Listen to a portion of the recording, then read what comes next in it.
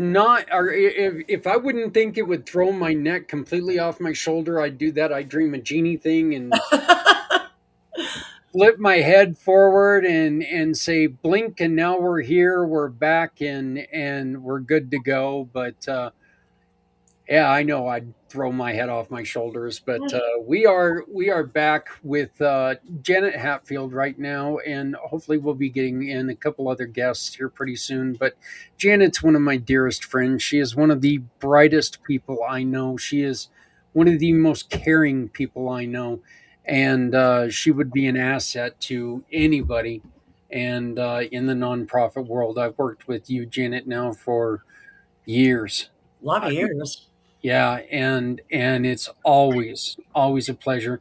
I know that you're always here at my beck and call, which I just greatly appreciate. And Jada, we've been talking today about what we need to do in order to help our veterans in many different aspects. I mean, there are so many different things that we just like simple things that if they were done, we could make a difference.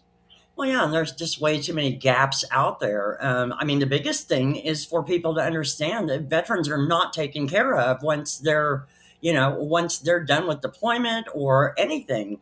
And the misnomer is always, oh, well, the government takes care of them, or well, you've seen what the government's been doing. They've been slashing funding left and right for them. So it's up to local nonprofits to try to fill those gaps in all of those areas that traditional, non traditional, all of the above to try to help these people. Because the worst thing is for you to have signed a blank check and then can't get help. Yeah. I had a conversation earlier with somebody, and my my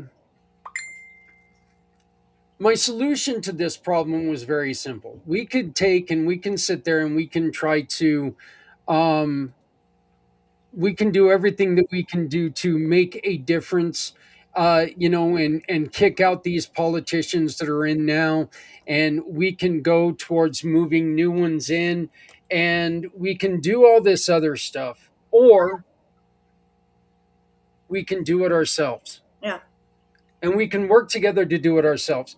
One of those things is going to work, and it's Well, not the one that is thinking about bringing in a new bunch of politicians. well, and The the new ones challenge, aren't going to though, give a shite either. They're just not. well, the challenge on people doing it themselves, I mean, you know as well as I do that every time you spit, there's a new nonprofit that's forming that's trying to do exactly that. But then how do you fund that? Grant pipelines are rough, especially in your first year. Nobody wants to talk to you, nobody wants to deal with you. So then, how do you get the community to understand that you are the foundation of that community with what you're trying to do to help those underserved populations and to help those people that are in crisis right now? Because the unfortunate part is that most of the for profit companies that are out there in your communities, they want to talk a big game on, oh, we support this, we support that, but they don't want to do it with their dollars because they're counting ROI. You cannot Mhm. count people as ROI. I'm sorry, it doesn't work that way. So understanding that, my guilt thing with for profits used to be, I love that you post twice a year. Thank you for your service. But if you really want to thank these people for their service, put your money behind organizations that every day, boots on the ground, are in your community doing something and making a difference for these people. And I don't know how much more clear or, how much more guilt ridden I have to be to people to get them to understand that, look, you help make these nonprofits function. But if you don't step up, then they can't step up. Yet the money doesn't come, like the parents used to say, money does not grow on trees, Yeah, and especially for nonprofits, and it doesn't just especially. up and appear. Yep. It just doesn't do it, and Yeah. they need your help. And this excuse, well, I didn't know it was in my neighborhood, so I gave it to insert big name organization there. Exactly. That Yeah. is The such, nationals. yeah, it's ridiculous because God, ask a veteran in your Right. community, and they'll tell you somebody in your community that can help them, that is actively helping them Yeah. right now. Or try So, going to half of the events that are out there because nonprofits are always there. Janet. It's yeah, like if you want to get specific to, knowing who's in your veteran community, go to the veteran events. It's like you're going to see all the nonprofits that are out there trying to help these folks. And if you can't sit there and understand that this is where they're congregating, then I can't help you. yep, yep. Well, we hear them. We Hey, don't hi see Janet, you. hi Zach, it's Bart and Bill. I'm We trying to don't. Yeah. get the camera turned on. Well, if you look like right underneath the boxes that are underneath your picture on the big screen, there's one with the camera there. Well, Uh, I see the camera and I see Oh, the right here. yeah. I So see the red line through the camera, but it's not activating for me. yeah, try the one up top and see if that works. The one next to the gear icon. Yeah, that's not working either, Zach. You know, you know what, Bart? We can just talk to you. I mean, it'll definitely not be the same because we can't see your pretty face, but that's okay. We can get the message. So, um, We'll and keep messing with it, but I'd like to introduce my vice president, yes, Bill please. Kaufman. Hi, Zach. How you doing? And this Doing is good, Janet. doing good. I've known Janet for years. She used to be with Healing Warriors. Love you, sweetheart. Love you too, baby. So, Well, Zach, um, thank you for bringing us on. hey, you know what? You know what? I look. This show would not be the same without you guys. Okay, we replayed the episode from 2 years ago just the other day, and there were people who were still like still amazed, at it because I like one person said, "Wow, you and Janet really let Bart have it for saying that he doesn't do much, huh?" And we're like, "Yeah, we're gonna keep doing that." So we'll hold it to his fire. So, Bill, how long have you been with Bart? Too long. Well, it's not stopping. I can see that. No, we met Bart in May of 2019, right after my wife's mother died. We met him, and he was displaying his statues. And At a heart a shot. couple of months later, we went to our first meeting at Pam Betts in Loveland. And then Bart talked to me, and I was retiring. I'm a retired attorney, and I was just about ready to retire from practice. And he asked me to come on the board. I'd say I've been with him 6 years on the board, and I'm member of the board and vice president. And it's been one of the most fun things I've ever done. I can tell you that.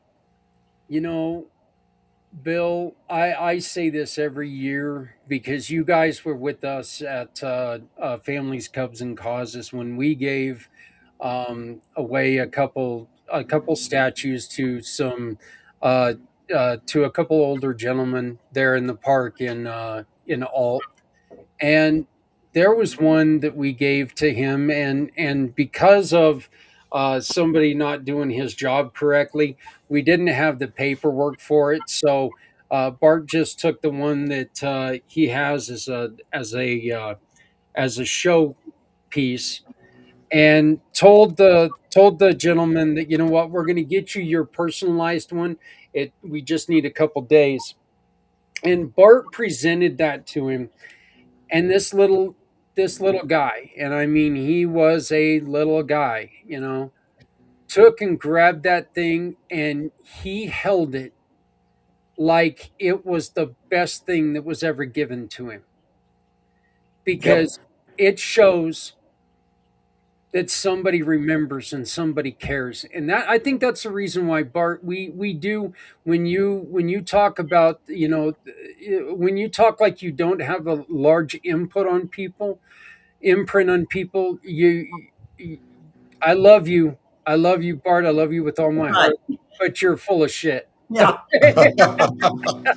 Tell me what you really think, Zach. Yeah, you got it, buddy. You got it. You know I will. So, but I saw that, and you had just given my uncle who passed away just weeks before, you had just given him posthumously a statue, and I had more tears in my eyes about that little old dude grabbing a hold of that thing, and it's like he won an Oscar. So, and just to let everybody know, and I'm going to go on ahead and switch the camera scene here a little bit and come up here. This is an example of one of the statues. This is one Bart did for my uncle who passed Right. away, right before uh, Mission for Healthy Heroes last year. Okay. He passed away 3 weeks before this event happened last year. This is one of my favorite people in the world. Okay. And Bart gave me this. And when we put Uncle Barry to rest, he's going to be buried with this. His ashes will be buried with this. I will put this with him because I asked Bart to do this for him. But these are some things that, my dad's got one on his mantle. We've got this one from my Uncle Barry.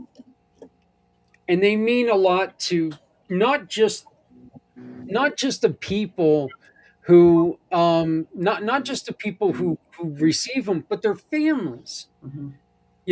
I mean, Janet, you've been around when Bart gives these things away. What are some of the things that you see? Well, again, like I said, it's a recognition finally, because a lot of these people didn't get that, or what they got wasn't, what they were planning on getting. Let's put it that way. Yeah. But yeah, it's a recognition. It's showing that people understand. They know the work that you have and what you gave up to do what you did. And this is like a small token, to let them know that. But yes, like you said, I mean, it's like, trying to pry it out of their cold, dead hands, trying to get it away from them once you give it to them, because of how much it does mean to them that somebody actually cares and that they've made a difference. It it is um I was just trying that, Bart, to see if that would work for you. But Bart, can you go quickly into what is the background and why did you start Veterans Honoring Veterans? Absolutely. Thanks, Zach. My wife and I think it was about 2015, we was at a Navy ship reunion. I go to my ship reunion every year, and when my wife was still with me, she went with me, and we was at the banquet on that Saturday night of that particular reunion. And this is the first time I saw this fellow sailor get up in full dress uniform, and he was a commissioned officer. He looked sharp as hell, and he got up there and made a few notable things, and then he called up another sailor. And when he did, he held up the bronze statue, not bronze, bronze color statue of a sailor, and presented it to this other sailor who was on the same ship that we were. So I saw this. He'd done it with a couple of them, and so after the banquet was over and we was all just gathered around talking, I found him and his wife, and I introduced myself and just asked him a question. What are you doing? This is pretty doggone cool. So he said, "This is something I do in my home state, and then it's kind of fun." And I said, "Well, is this a franchise?" Or I said, "Do you have to buy into it?" He said, "No." He says, "You go home and get yourself a nonprofit and start it." So I came back and I got a list of a half a dozen veterans and a civilian, and I showed him the statue that I went ahead and bought one from this company that he bought from, because I didn't have one to show him. So I showed him the one I bought, and I said, "This is what he's doing." I said, "Do you think the seven of us can do anything?" And they said, "Well, let's sit down and talk about it." So lo and behold, if we didn't go ahead and start a 501c3, it took us a while to find a name that we could use that hadn't been used, and Veterans Honoring Veterans. There was one other in the United States, and but they did something totally different than we did. So, but that was in 2017 when we got together. We started presenting statues in 2018, and May of 2025. At one of the breakfast banquets, or one of the breakfast presentations, we hit our 1,000th statue, Oh, and wow. that Yeah, was thank exactly. you. That was pretty impressive, and it turned out that 1,000th statue happened to be a Navy guy, and most of the people up on the in the front are all Navy people. Bill here, he's a poor Air Force guy. He sat out there and listened to us scream Navy every time a sailor is introduced, and everybody else says, "God, you sailors are all obnoxious." But it's fun bantering back and forth, and remind me what happened 2 Saturdays ago before if I forget. But so that's what we did is we got this started, and we. We had it all set up to where we was buying the statues from the same company as my fellow sailor from my ship did. So we was buying them out of a shop in Arkansas, and I made contact with one of our veterans here in northern Colorado that has a pewter business, and I asked him if he could do it. He said, "No, Bart." He says my statues would be way too expensive for you to try to move like you're doing now. And I said, "All right." So about a year later, we was at a hockey game out there at the Bud Center, and he walked by and he says, "Geez, Bart," he says, "I'm looking at these again." He says, "I'd like to take a look at the possibility of doing something." I said, "All right." So I gave him all five statues, one piece, and he took them back to his shop, and he cannibalized them, and he looked at every inch and every half inch and every quarter inch to see if there was any trademarks or any patent pendings. Did his due diligence and contacted everybody they could contact, because one thing he didn't want to do, Yeah. he didn't want to start doing something and then get a cease and desist order because he was plagiarizing somebody else's work. So uh, these statues were created in another country, and there's no violations. And while you're there on that bottom one, yeah, that's a female statue that he actually did design that we now have offered to our female veterans, and they're all the same looking statue, just like the soldier that we have, and the sailor we have, and we have the marine. They're all the same. There's You, you, nothing you different. didn't you didn't mention the airmen. Air Force airmen, yes. Uh, yeah, I just love this. You can always I tell don't I don't dare when slip up on anything because I got too many ears. And you, oh, so you we at first when we first started, all we had was the eagle, which was a very very uh, favorable statue. I mean, the ladies just loved it. As a matter of fact, some of the guys saying, "How can?" And I now take this for as a joke. Don't because all the politics going around. He said, "How can we guys get that? Is change your sex?" Well, that went over pretty good then, but we don't say it anymore yeah. because all the pronouns is going around. So Yeah. we keep that out of it. But anyway, Yeah. Yeah. that's enough about that. But like I said, like Bill introduced himself as he's a former attorney, and we brought him because he kept his hands in his own pockets, and that was okay. And he's also a retired 7-year state representative for the state of Colorado. So I am so proud to have him on my board of directors, and as a volunteer. Uh, I have started changing it up. I usually take the microphone for every presentation, but we're trying to take some of the responsibility away from me and turn it over to the rest of the team and see if they can't do it. So I'm starting to show some of the veterans that I got on my staff that, hey, this is how we call the veteran. This is how we get the information. This is how we schedule. And then Bill, the last two, every time I've been gone on a vacation or I went to a reunion, Bill took over the responsibility of being able to uh, announce the representative. Well, 2 weeks ago, I was sitting out there just being a volunteer this time, and he calls the last veteran who happened to be a sailor, who happened to be a commissioned officer sailor, called his name, read his bio, called his name, read his bio, no sailor. So as we do all the time, uh, we reported him as AWOL, absent without leave. Okay, so that's what happens when a military person does not show up. They are in report. The police are going after that, and then old good old Bill said, "What'd you say, Bill?" I said, this is how things go with the Navy.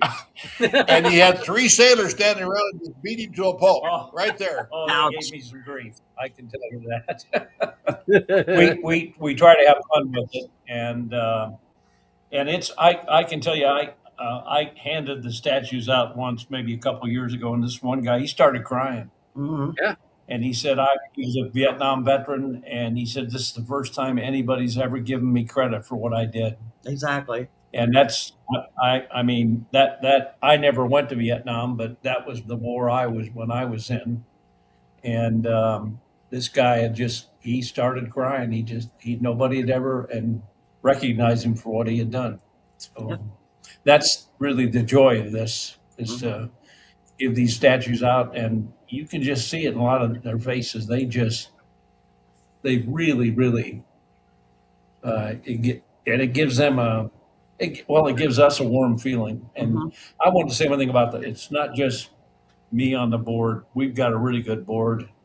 We've got 10 people on the board, and we've got everybody pitches in and tries to help, and we're getting pretty well known over here in the Larimer County area for Yeah. doing this, um, and we're basically northern Colorado is what we try to cover. But Right. we've sent. I'll give you an example. There's a young man. I'm going to give Bart his biography tonight. I helped him get in the Air Force Academy when I was in the State House, and he is about to be trained. He's an F-35 pilot, and he's a full bird colonel now, and it looks like he's going to get a star this spring, and he's going to be a base commander in Japan sometime in like May. I'm hoping we can get him a statue. So Yeah. to recognize what he's done, he's good. Not a young man anymore. He's in his 40s. Wow. He's done well in the Air Force. Well, what you heard is he says he sponsored him. So in order to get into the academies, you need to have a state official, such as a senator, or representative, congressperson, to uh, write a letter of recommendation. recommendation. Yeah. And That's what I did. that's kind of what they kind of look at. You know, they look at the veteran or the person themselves, but you can't be a John Q. You got to be somebody that's earned their way up. Boy Scouts is a good candidate. If somebody was in a Boy Scouts while they was growing up, it shows leadership. And I had my grandson apply, and he had a senator from Florida sponsor him, and he did his interview, and he was declined because he didn't have any leadership during his high school career, and that's something they look at. But going back to these veterans who get this, like Bill said, a lot of these veterans have not been recognized, especially the Vietnam veterans. And I'm gonna put a plug in and say something kind of derogatory about a phrase that we all are using and hearing. I am not, and that's the term era. Uh, Yeah. Vietnam era. Now, I'm going to take everybody back as far as you can go. When the World War II veterans came back from France, and the ones that did not go to France were all World War One veterans. Okay, you never said, well, yeah, I was in during the World War One era. Well, same thing happened when the World War II veterans came home from Japan and Germany. There was no era. Korea, they were not welcome, but the same thing. There was no era. Everybody that was in during the time of those conflicts was a veteran of that war. Mhm. Now Vietnam veterans come home. All of a sudden, somebody coined the phrase era. And I allowed that to go on for a long, long time. And I got sick and tired of it because let's go on to the Gulf War. All these veterans are coming home from Desert Storm, Operation Iraqi Freedom, since the 80s. They're no era. Okay, so it happened before Vietnam, after Vietnam, no era, but only Vietnam. So think of this as a young 17 or 18-year-old person who's being inducted into the military. They raise their right hand, they're given an oath, they swear to uphold all that stuff, and now they go off to basic training or they go off to the academies, and now they're full-fledged soldiers, sailors, airmen, or whatever they may be. Now, some of those soldiers and airmen and Marines and all those people, sometimes they stay in the States or they get transferred to Germany or they go to Italy or they're on the East Coast, whatever the case may be. Any one of those soldiers and sailors or airmen has got that same opportunity, the ones that are over there, to get called up. Yeah. I've heard so many stories from veterans that said, our unit was on the tarmac. We was in the airplane. We was heading, getting ready to deploy. Well, so to say that you're not a veteran of that war is not fair to them. So I'm trying, and I got a long road. I'll never do it by myself. But the more I bitch about it, the more I complain about it to everybody, there's a great possibility that that era might not be used as much as it was because our veterans are being disgraced. Our Vietnam veterans are being disgraced because they're afraid to use the word Vietnam when they was in the military, and that's not fair to them. So, all right, I'm off my soapbox. Hey, I completely agree with you, Bart. I actually earlier this morning I had somebody come on and he called himself Vietnam era, and I Well, we're and it, trained. It's yeah, muscle memory. We're Pavlov's dog. You tell us, we're going to learn it. We're going to keep it. And I'm trying to break that mold because it's not fair.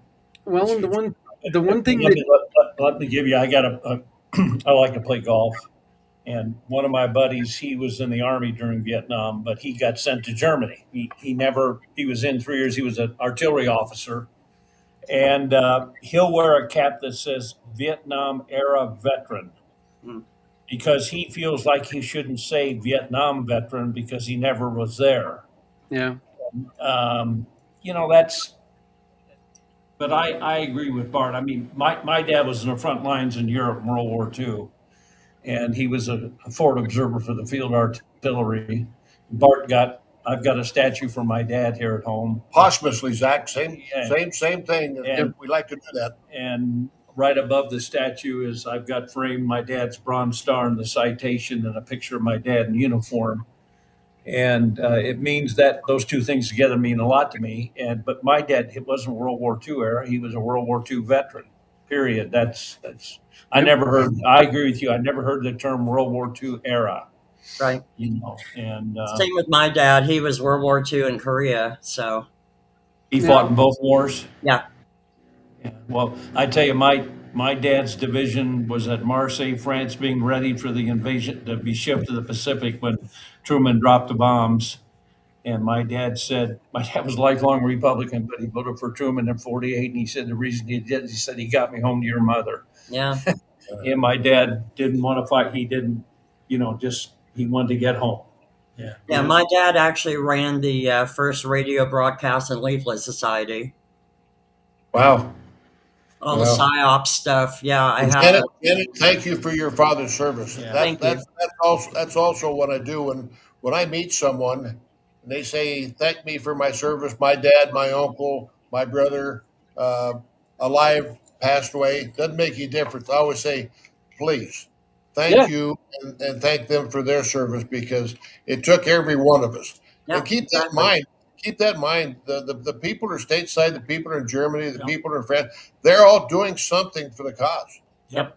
Exactly yeah, right. Our yeah, families who yeah. I was going to Oh, say, Bart. That's one of the things that I do. I thank I thank the wives because the yeah. wives, the The wives took on sacrifices a that the family completely make. different role. Exactly. Yeah, the sacrifices a family makes are things that no one takes into consideration.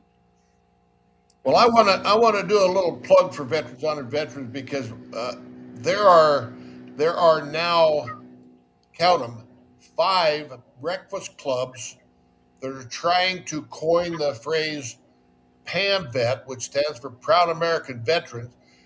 We have 2 of them in the metropolitan area that are in a Golden Corral. Okay, so now we have three Golden Corral restaurants that are trying to continue with the Proud American Veteran.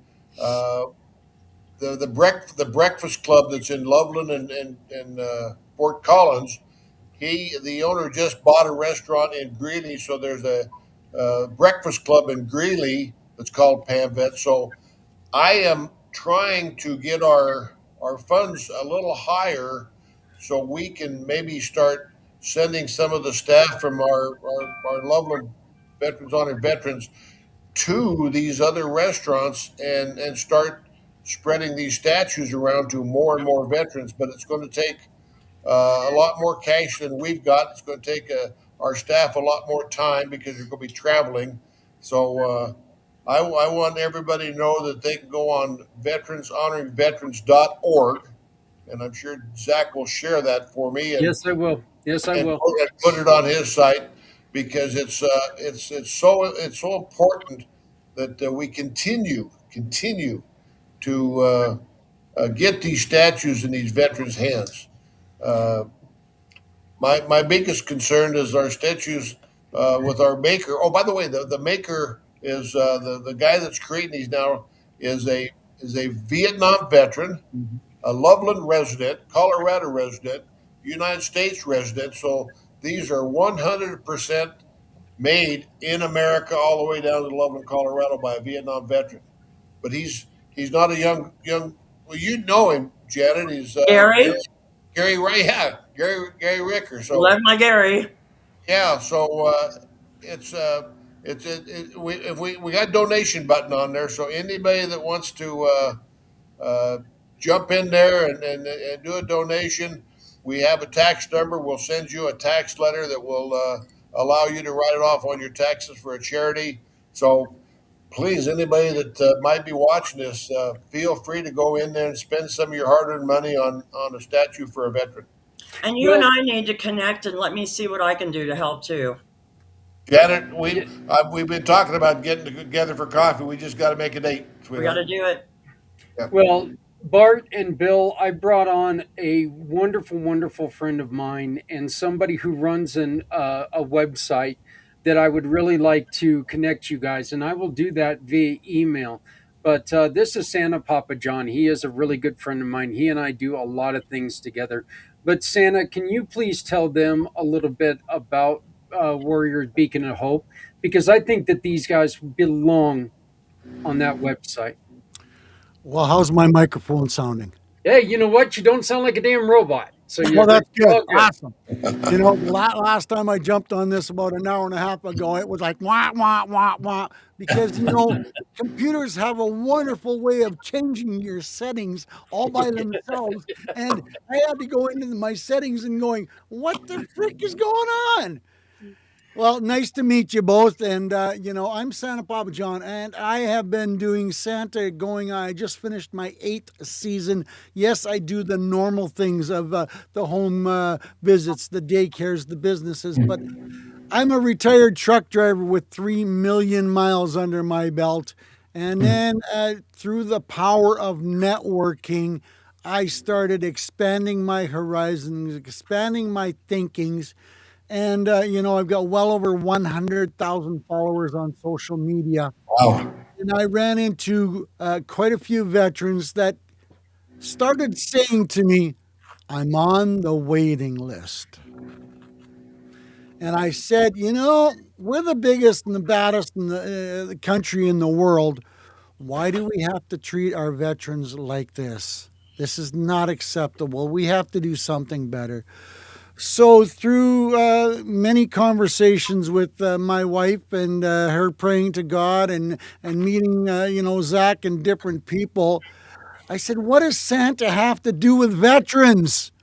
And the conversations went on that, Santa's a reliable, he's an honest character that, can promote some positive things for our veterans. And through the conversations, the warriorsbeaconofhope.com has now sprouted. And what it is a veteran site that, through the conversations that I've had with many, many different veterans, many, many different organizations, I said, is there not a national list of services to help our veterans? Because Bill goes on holiday, he lives in Seattle, he goes to on holiday St. Louis, and all of a sudden he needs some services. And where does he go to look? If he doesn't know anybody in a group, an organization, doesn't have a contact, he doesn't know where to go to look, what's available in St. Louis. And I started digging deep and I started asking questions. And I said, this is absolutely dumb. To put it plain and simple, this is absolutely dumb in the fact that why is there not these resources available to these veterans, to these service people, to anybody that is looking for alternative choices for services other than what the VA and their closed mind thinking can do. Now, I'm not saying the VA does a bad job. They do a wonderful job and they help a lot of people, but sometimes you're on the waiting list. And, for me, it was a young man that was 24 years old, done 4 tours, signed up for his 5th tour. He couldn't tell mom and dad that he loved them anymore. He had seen so many things overseas that it had affected his brain cells. And where have we seen that before? Where have we talked to people like this before? And I said to him, when was the last time you went and seen a psych? And he says, I'm on the waiting list and it's going to be 5 or 6 months and I'm going to be deployed in 4. I said, this is not acceptable. We have to do better. We have to do bigger, brighter, better things for our veterans.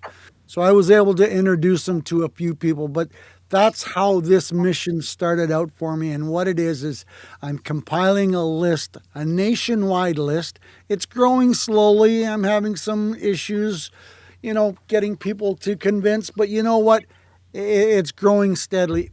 But it's not just services.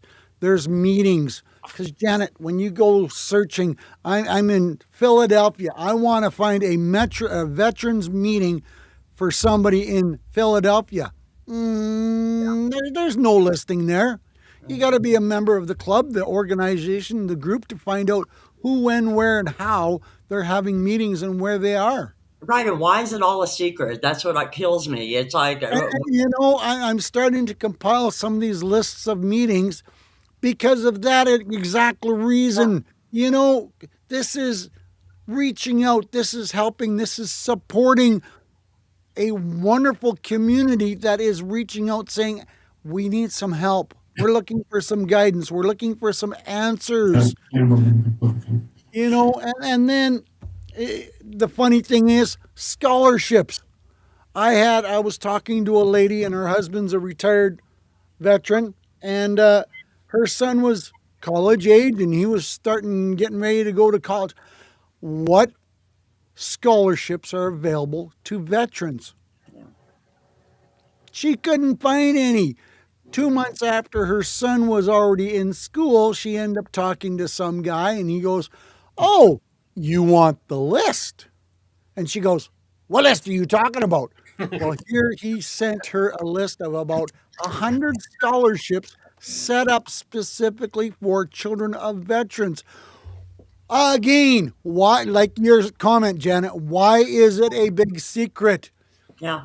So Well, now, because I think part of what happens is that nonprofits end up thinking that they're in competition with all the other nonprofits. And that's Yeah. why no one wants to give out the information because they're afraid that they're going to get cannibalized by somebody else. Instead of saying, look, we all need to work together because we all have the same common cause to help. So, hello, You also got to remember there's been some bad nonprofits sure. that Yeah. took the money oh, those from the never good exist. people Come and on. and put it into their pocket. So, Mhm. uh, and they're very, very, very, very big one too. A Yeah, very and they're powerful. still around. They're still around. You know. Yeah. Well, Zach will know exactly where I'm going with this statement. In that last meeting that we were on, that we were a bunch of great people, a bunch of family members that support each other. That was one of the big parts of the conversation. We all know who the top five organizations that fundraise, that quote support and help people, but we don't know who the bottom 5,000 are, that Right. are all screaming, that are all willing to help, that are willing to step their foot out, whatever it takes, that are willing to give a hand and a leg and a feet and their ear. More importantly, they're willing to sit there and listen to veterans when they need some support. And Organizations like Veterans Honoring Veterans. And I mean, John, I think of it this way, and I think one of the reasons why I really wanted to connect you with Bart and Bill here and introduce you to the wonderful Janet is quite simply this. You've got a thing working where you're talking about putting events on Warrior website. Could you imagine if every veteran that came to visit Northern Colorado knew about the Pam Vet breakfasts? They're already packed. They're yeah, already packed. They've already got more people than seats. yeah. But could you imagine how much more celebration there could be if if everyone who served and everyone who supported our veterans saw that there was something twice a month at these restaurants that we could go to and we could stand beside these heroes. Could you imagine how much power that would have? And potentially, Bart, that could be a potential to really start the fundraising and get it working in the right way. But more importantly than the celebration, Zach, is how powerful would the communicate, how powerful would the talk, would the conversation be, that there would be some place that they could go to talk openly. What a concept that would be, Yeah. to fellow veterans, to people that support them, that are honoring them, that are helping them. What a conversation, to be a fly on the wall, to listen to some of those conversations. That would be absolutely breathtaking. Yep. Yep. So, um, Bart and Bill, I want to thank you guys so very much for jumping on here. You bet.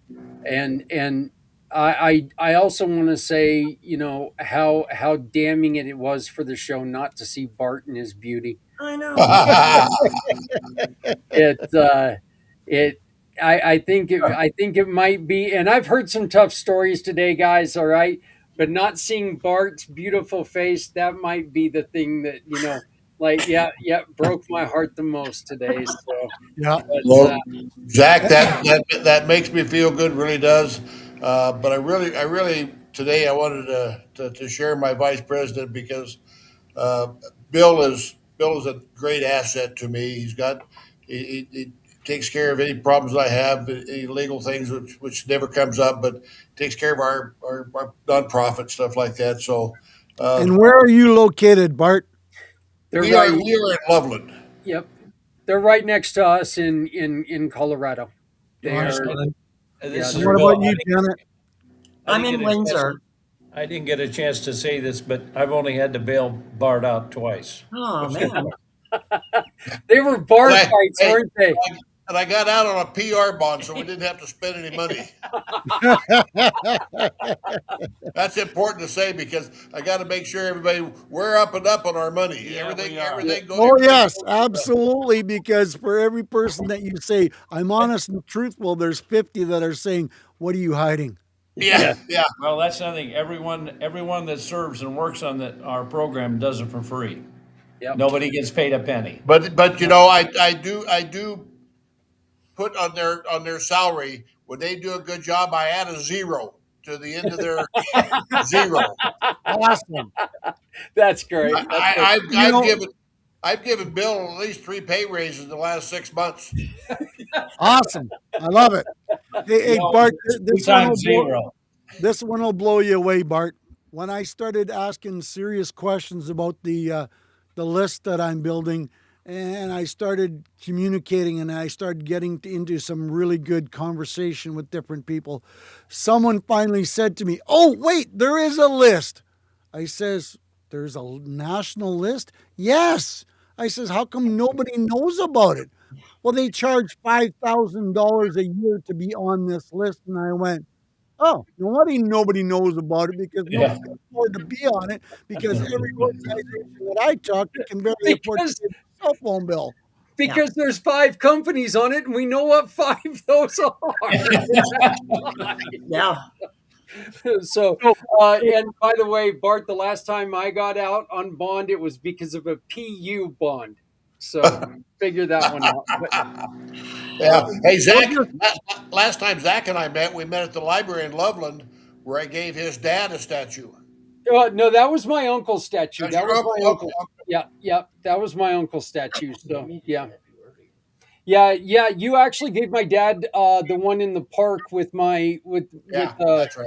That's right. so yeah, but yeah. So look, Bart and Bill, Bill, I look forward to meeting you in person. You We're bet. gonna Let's have to like get that. up to the we're gonna have to get up to a breakfast here pretty soon.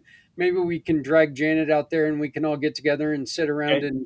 and talk like humans instead of Uh-oh. talk like people on a telephone or on a computer screen. Well, I gotta figure out the camera thing and figure out why it didn't work. So I gotta talk to my geek squad and say, hey, why? Because before we got on, before we actually hooked up, you told me to go to Facebook. We were on the camera. I mean, Yeah. the camera's working. So, but I just don't know why Facebook won't let it on. And the other one, when I went to your link in the email, that's where we started it twice. And was working And fine. we So and we were on. Yeah, I don't know this. IT. Well, We it tries to force you to download Chrome, which I think might be part of the issue. So I don't know what browser Bart's on, but I bet you it's not Chrome. Well, it tries to make you do it, but it usually doesn't require it. Yeah, this time it wouldn't Usually. give you an out. And luckily I Yeah. already had Chrome, so I just went ahead and put Oh, the link in Chrome. But it didn't let you back out of it. It wasn't like no, not now or anything else. So I feel like that well, might be part of it. we Um, actually started talking about it last night, and I think that we're going to move on to a different streaming thing because this one has just been problematic. We can't use StreamYard anymore; they're just too ridiculously priced. But Uh, so we're thinking about doing something else. But I always refer back to the IO problem. I IO is idiot operator. well, yeah, yeah, yeah. I I can't I can't get it to work. It's my fault. yeah. My producer is that other guy that looks a lot like me, but stoned all the time. So, yeah, aha. yeah, Well, I think our half an hour is up. I don't want to run into somebody else's time, but I tell you what, even without us you getting to see us, we've had an awesome time, and Yeah. Janet, I really want to. As soon as I get off here, I'll probably text you and say, hey, let's look at some time next week maybe and see if we can't meet. And Definitely. Zach, when you guys get a chance to come over for breakfast, we're still knocking between 150, 170 every Saturday. We've been over 230, 240 a couple times, and Wow. uh, our other little place, the one in Greeley, knocking down 25 to 50. Uh, we just got one in Longmont starting. Thornton is starting, and we've got one in Boulderman starting. So, if the more we spread the word about being able to do breakfast for veterans, and then veterans can always bring their spouse. I say, Right. bring your husband and wife, or husband and boyfriend, but don't bring them at the same time. yeah. Darn, There that you wasn't go. my plan. Well, Janet, Well, it's there's been a pleasure exceptions for meeting you. all three of So, you. And You I'm bet. sure Zach will forward my information, and I yep. look Yes. forward to having a conversation and how I can support your groups. So, Okay. well, Bart, Bill, thank you so very much. Janet, sweetheart, I love Thank you. you. I thank you for everything. And I greatly appreciate you guys. Bart, you know you're one of my very best friends, and this show just seriously is never the same without you. And I don't think you've been on all 4 years, so and I don't want you to miss a show. So Uh, you know, I like it. I like having this opportunity to visit with you, meet other people, and get out there in the world and say, here we are. well, I'm always going to support you, and I'm so proud that you always support me. So thank And you. congratulations on this Veterans Nonprofit Development Professional. Got to learn more about that. Yeah. That would be just what I do because I'm currently looking, but we'll talk about that. All right, all right. Yeah, yeah, maybe not for long. Just saying. Just saying. I So, know. all right. I love you guys. Thank you so very much. Hopefully, we get to see you. We get together here real soon. So, Janet Hatfield and Bart and Bill, thank you all so very much. You guys are dear friends, and I love you all. Nice to meet you, Papa John. Thanks, buddy. Nice meeting you guys. You take care and look forward to having a conversation. All All right. right. So, well, we have 10 minutes before. Oh, wow. We've got 6 minutes, John, Yeah, until I see that. this guy goes out there for a couple hours and probably closes these things Uh huh. and hope to God he wakes up in 2 hours. Oh, well, there you go. So, yeah, First of because, all, set the alarm clock. Second of all, tell the wife what time you need to be woken up by because you're not going to hear the alarm clock because you're going to be so sound asleep that you're going to do what I've done many times and just go reach over and go clunk and just don't even wake up and just keep going on with the Z's. you know what's funny actually about that, John, is that I say that, but I'm going to go out there, I'm going to lay down, and I'm going to sit there and go, I wonder what's going on the show, and I'm going to turn on the show, and I'm going to sit there and watch it for the 2 hours, and then I'm going to get back in here with 3 hours to go and go, I could have slept. Uh, So, it happens every year, yep, yep, every no year. kidding. So, but Papa John, I really want to thank you, and one of the reasons why I really wanted to bring you on right then and there is because I wanted you to meet that group of people. Yeah, I have worked closely with them for years now, and it Janet was let go from an organization, and it just broke my heart when that happened because they, look, smart people think they're smarter than they are oh, sometimes, we've all heard the stories.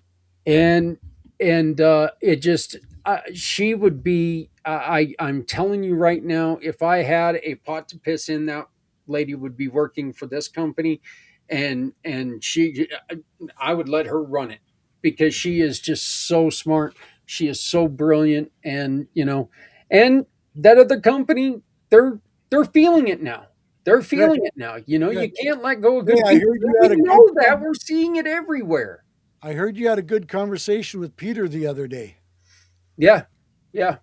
And he's got some pretty amazing ideas, and this new technology is really lighting up the screen, and we'll see where it's going. I'm going to we're just working on a big I'm going to be doing a big advertising campaign for him here, and he's just blown away on what I've come up with for a script for it. And I've done a couple versions now, and there's been a couple little glitches in it that we're going to fine tune, but he turned around and told me this morning. He says, he says, once we fine tune this a little bit more, he says, I'm going to be sending this to 160,000 nonprofits just in the UK. How many is there in the United States? I'm going millions. And Yeah. so, I mean, it's for nonprofits, this is a pretty big opportunity to venture into something new and exciting that especially the younger people are going to understand and fully take advantage of. And for nonprofits, it could be a big way to raise some pretty steady money. Yeah. Hey, Jeremy, if you're there, please pop on. I want to introduce you to Papa John. He's got an amazing program that he's doing, and I'd love for you to come on. Papa, do me a favor. This is a really good friend of mine. This is Jeremy York. He's the founder of Things Network, the paranormal group. But Papa John, tell us all real quick about what you're doing with people with autism and people with dementia. Absolutely. Jeremy, what is nice to meet you. My name is Santa Papa John. I'm from Minnesota. And what does Santa do after Christmas? Everybody always asks that wonderful question. Well, right above my head, right there. I'm a storyteller. It's becoming such a lost art. But now I read stories every Wednesday night online for free. And I can get you the link, and Zach can get you the link for that. Absolutely. I made a custom family story for Zach and all his grandchildren last year. But now I'm taking it through the power of networking, Jeremy. People have said, you've got a gift, you've got an ability, you've got a way to create some positive, happy, joyful stories. Take it to the next level. And of course, your ears go bing, bing, bing. What's the next level? Take it to nursing homes, senior care, group homes with autistic children and adults. We all know they need another reason to smile, giggle, and laugh because sometimes they don't even have one. So I've created a 1 hour interactive on Zoom way of telling stories, way of answering questions, way of interacting with all these different residents. And I can do it worldwide. I had a very good one-on-one with a young lady last week from Australia. I did not know this. She was a retired teacher. She was a retired librarian that had started reading stories during COVID when everything was shut down, and then she stopped because she got too busy with it. And when I told her what I was doing, she was absolutely blown away. So she's now sharing my information all around Australia. I'm doing a bunch of stuff with people in Scotland and England, and of course, I'm building it up in the U.S. and Canada. So I'm looking for introductions for activity directors, and I'm having fun with this. This has changed my life and changed my world. And my stories are not the same old, same old, same old. And they're not always about Christmas. They're not always about elves.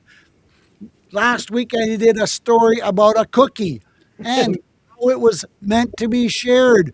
Well, I had a psychologist who was 76 years old on my story time. And I'm reading this story. I ran into him the following Monday, and he said, John, he says, I really got to tell you that your story was so good. He says, my mouth was watering. You were describing the cookies. So I found another new little niche for Santa to share happiness year round worldwide. That's awesome. That is really awesome. I like that. Yeah, Yeah. uh, Jeremy's got a lovely daughter with who has autism, and so when I was telling him about your program, I wanted to make sure that Jeremy knew about it, and so I wanted to make sure that I was able to bring you on and introduce you to him as well. So, uh, where Where are you, Jeremy? I'm in Fort Wayne, Indiana. Okay, so you're an hour ahead of me. So I read stories for free every Wednesday night at 7 p.m. Central. That might be a little bit late for your daughter, but it wouldn't be the first time someone said, maybe try an hour earlier to see. I haven't done that yet, but I've come up. Is she still living at home? How old is she now? She's 20. Does she live in a group home setting or does she still live at home? She's not. She's home. Okay. Yeah, she's home. For her, the what she has is a genetic mutation that how basically she wouldn't understand a single word anybody says to her. Oh Uh, boy. to put it simple, yeah. She understands more emotions and tones, Yep. Yep. but for words, she doesn't understand hardly anything. Have you been introduced to Mary Stanley from southern Minnesota? Probably not. We need to connect and some information, and I would love to give you an introduction with her. She's got two autistic children, and she was so fed up and frustrated with the lack of communication from the doctors on not giving her the answers. And I know you're going, yep, I've been doing this for 20 years. And she turned around and she started her own foundation, and she now speaks to people all over the country on different ways to interact with autistic children and neurodivergence, and just give them some answers. So it's she's a wealth, and I work with her quite. We do a lot of stuff together, and I've met her children, and they're beautiful children, and they're wonderful. One is really high on the spectrum, and one's really low on the spectrum. So it's you know but the older girl, she loves listening to my stories, and she pays attention. And she says, Mary says, I've never seen my kid pay attention to a screen for 45 minutes in my life. Well, I can get her going on my screen for 45, 50 minutes. So that's, I'm not saying I'm the best and there is, but boy, I'm sure learning, and I'm taking one step at a time, and I'm having fun. Oh yeah, with autistic children, it's going to be learning every single time because there's always something a little different. Yep. Yeah, So, absolutely.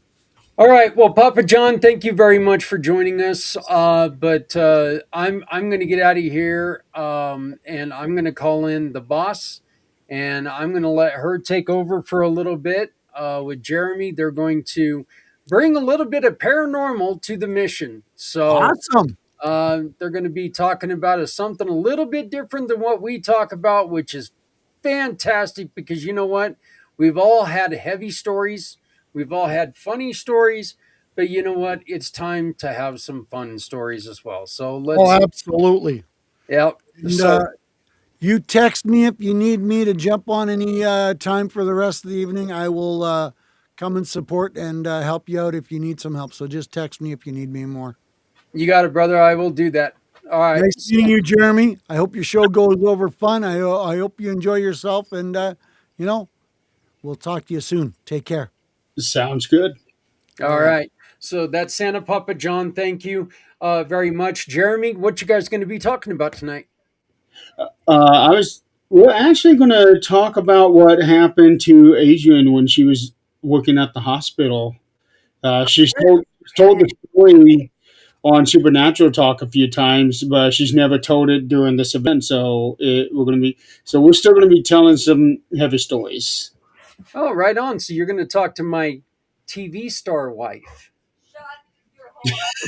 I No, we're not going. might not have to worry about taking a nap. I'm going to get my ass knocked out. We're not talking about that story. We're talking about the other one. Oh, okay. Yeah. Well, Jeremy, I'm going to let you take over for the next couple hours. You and Adrian, you guys have fun. I know that when we switch to when it comes time for Lynn to come on, we got to switch to the next. Right. We got to switch to the next studio. But I just sent Lynn the link for this one if she wants to join you guys in about an hour. But until then, I hope you guys have a good show. I'm going to get out of here for a little bit. So thank you very much. Go Bye-bye. get your old pizza out of the fridge.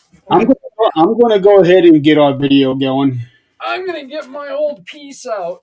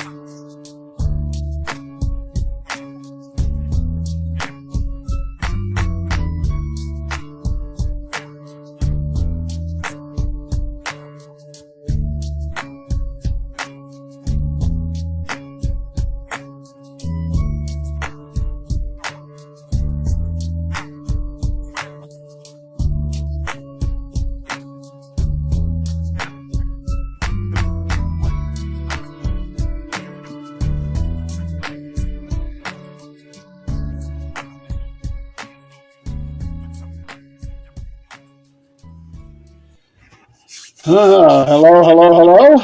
Welcome to it. Almost got you. Almost. Almost got you. Welcome to another edition of Supernatural Talk, where we are participating in the Mission for Healthy Heroes 2026. Um, I believe this is actually the first year that this show is a part of it. I think we were a part of it last year because it was a Thursday, so we just did our segment on it. Were we? I don't remember. I remember you and Jan did a segment. We did, but one year, maybe it wasn't last year because this is a Sunday, but maybe the first year it was a Thursday, and we just did our show as well. Let's see. Last year, no, last year was a Saturday. Yeah. So, but either way, for those who are joining us, get prepared for something a little different, or not so much, because we are going to be telling a story that is still kind of heavy hitting. It's something that Adrienne has told a few times on Supernatural Talk, but never actually on the marathon. Um, but it ties in because it was a very traumatic experience and people were severely affected by it. Um, just just an all around bad story. Nothing good, I don't think, ever came out of it. It didn't. So it doesn't involve mil- actually no, it does not involve military, but it does involve nurses and doctors, which are every bit the heroes that military personnel are, because they're the ones, quite frankly, that are saving people's lives. I know they saved mine 4 years ago. Mhm. Uh, they saved Zach's over a decade ago. Yeah. Yeah. So, so we're gonna jump right into it. Adrienne is basically going to be doing most of the talking because this is her story, something that she went through, and yeah, well, take it away. Yeah, so in the late 90s, I was working at a hospital, small local hospital. If anybody wants to look it up, it was Veneta, Oklahoma. Um, it was Craig General Hospital. I was a head cook there. My best friend and I were, partners in cooking, and she was my assistant. We had been there. I'd actually been there 4.5 years when this happened, and all of a sudden, my friend comes walking down the hallway. It's about 4 p.m. She comes walking down the hallway, and she says, she's white. I mean, white as a sheet. And she goes, "Diana's dead." I said, "Excuse me?" She goes, "Diana, our nurse, she's dead." I said, "Is she in the ER?" She goes, "I don't know." Like, she was completely. I said, "Okay, um, let's go see." And so we started walking down the hallway, and our kitchen was way at the end of the hospital. We start walking down the hallway, and ICU is at the end of the hallway. And she said, "No, she's there." What? I look over the desk, and our head nurse is laying there. The brains are splattered all the way up to the computer, which is about 5 feet away. Oh, I said, and she's covered with a sheet at this point, but the brain matter obviously is not. And I was trying to figure out what had happened. And all of a sudden we get this over the intercom: "We're on lockdown. You're not allowed to call out. You're not allowed to do anything." Cell phones weren't really, you had to be pretty rich to have a cell phone at that point. And I'm like, Okay, I have a family at home that doesn't know. Do I?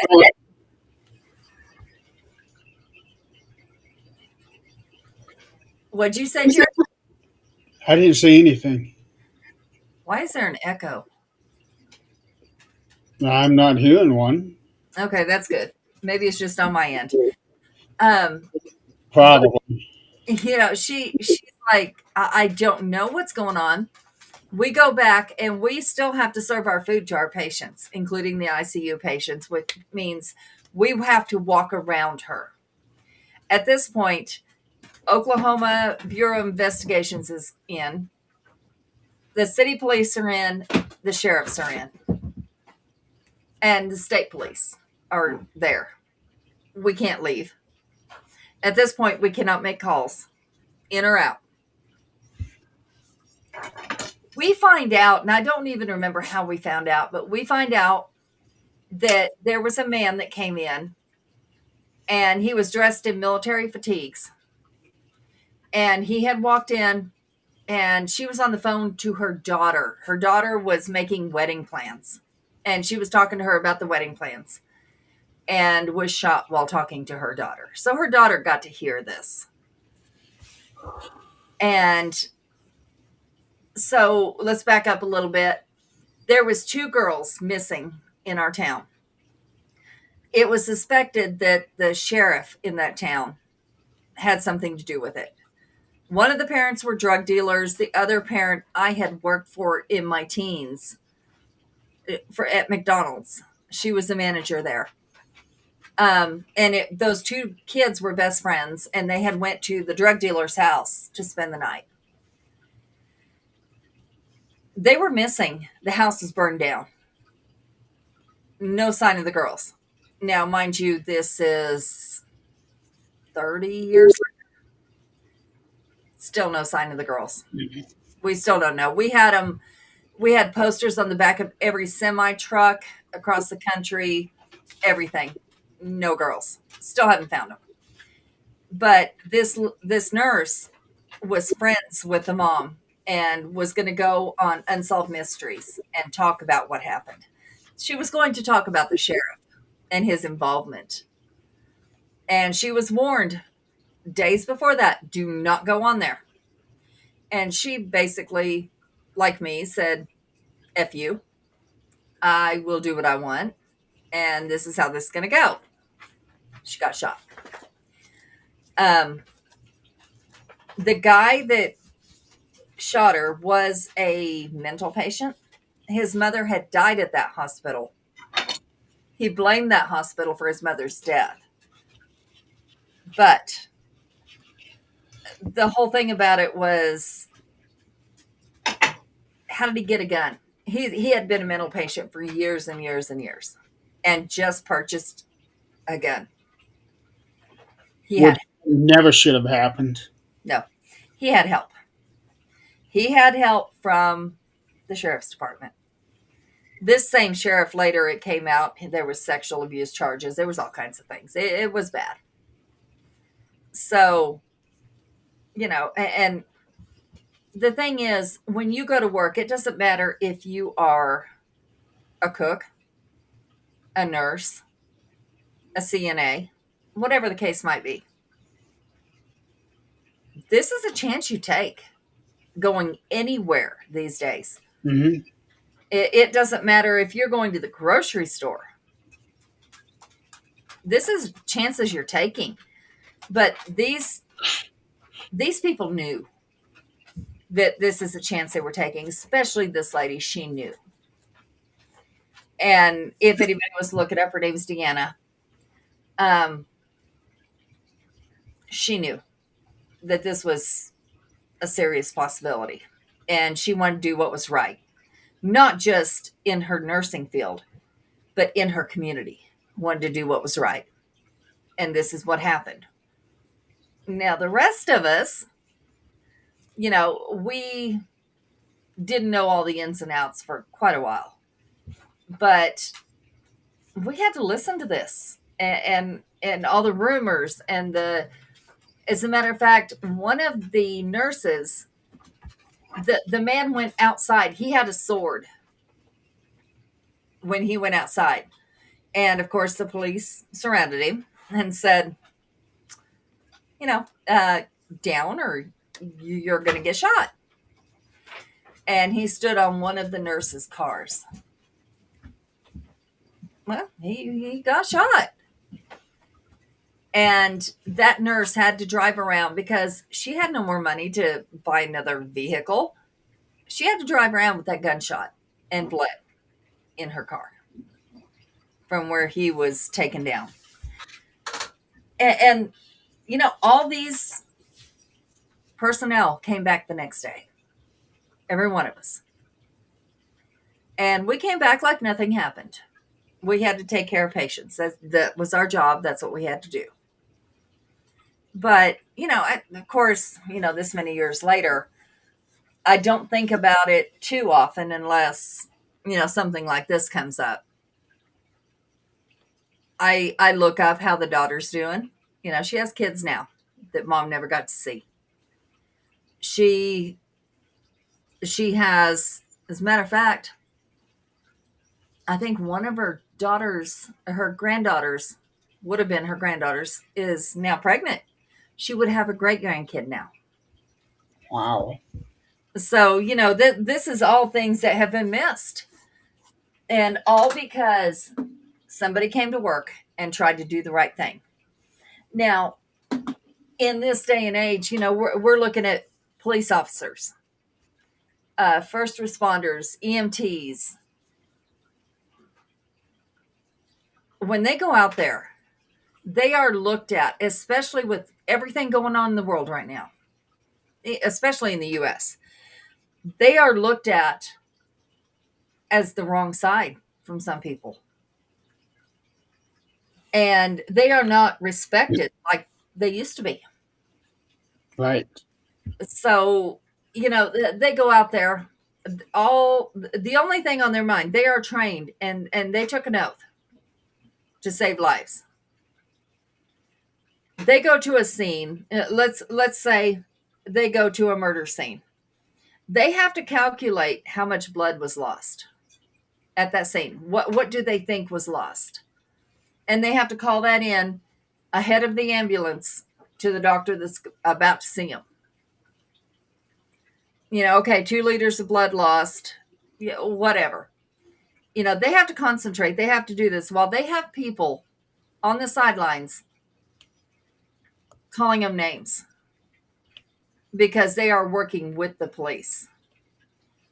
Our police officers are going in and, you know, of course there's bad police officers. There's bad everything. Oh yeah. But, you know, they're there every day. When they wake up in the morning, I can't imagine waking up in the morning and thinking, how many people are going to hate me today? When you took that job, 90% of them took that job because they wanted to help people. And this is no longer the case. I mean, they're sure they still want to help people, but you wake up thinking, I am one of the most hated professions in this world. And I have to go out there and act accordingly, you know, like, you know, I have to care about people. It's hard to care about people. If you ever look at TikTok or even Facebook, where they have body cams of police officers that are being cursed, called names, called racist, called, you know, whatever the case might be. And they still keep it professional. I'm sorry, I couldn't. It would be a very hard thing to do that. Absolutely. But they do it. I couldn't. I would tell them where they could shove it. That's why I'm not a police officer. But Yeah, I'm sure there are some who do. with the body cams now, they really can't because they can get that charge thrown out. Now, the body cam might accidentally go out, which mine definitely would. And I would tell them exactly what they thought, but that is why I am not a police officer. or a first responder. I I could not act right when people act that way, but they do. Most of them do. They act perfectly correctly when people are acting like hoodlums. I miss when back when it was like during the initial months after 9/11. Every police officer, every doctor, every nurse, they were treasured. Yeah. Yep. They were revered. They were so respected. And now, 25 years later, like you said, they are the most hated people. Among the most hated people, let me put it that way. And it's not okay because you have two choices when something happens. You call those peace officers and have them come handle the situation, Mhm. or you handle that situation, you go to prison. That's your choices. Pretty much. I mean, what choice are you going to take? If you're sane, you're going to call them. If of course, if there's an immediate emergency and it's your life or theirs, yeah, that's a different story. But they still have to come in and do a correct analysis of that scene. They have your life in their hands. They Well, have their life yeah. in their hands. It's not a job I would like to do. So Yeah, because you never know one day or the other if somebody's going to target you.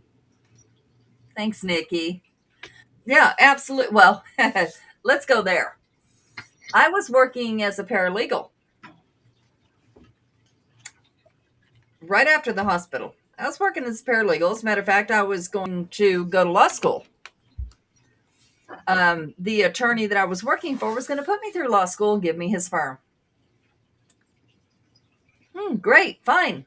When you raise 5 kids, though, that doesn't work out real well. Well, you definitely got the chops for a lawyer. You can argue the hell out. I could, and he recognized that. We were in a podunk town in Kentucky, and for years he had this law firm for years and years, and he should be retired by now, but I've talked to him since, and he's not. He's working out of Louisville right now, but that's not where he was working at the time. He had a firm where we were at and a firm in Louisville. But it was such a small town that they would take the files. Like the computers weren't a thing when he started. Like they were, but all you did was like write programs on them and Mhm. maybe your document, and that was it. It didn't hold files. It didn't do any of that. So it's like, okay. He said, well, I've got this, like these really old buildings that were storefronts. And then at the top, there were apartments. He stored things in this storage building at the top of a storefront.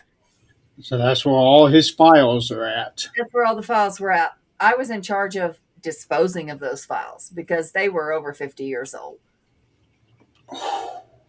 Gee. Yeah, him and his dad. I'm like, okay. We disposed of them in a bonfire. I mean, Podunk, Kentucky. That'd be about the easiest way to do it because that's a lot of paper shredding.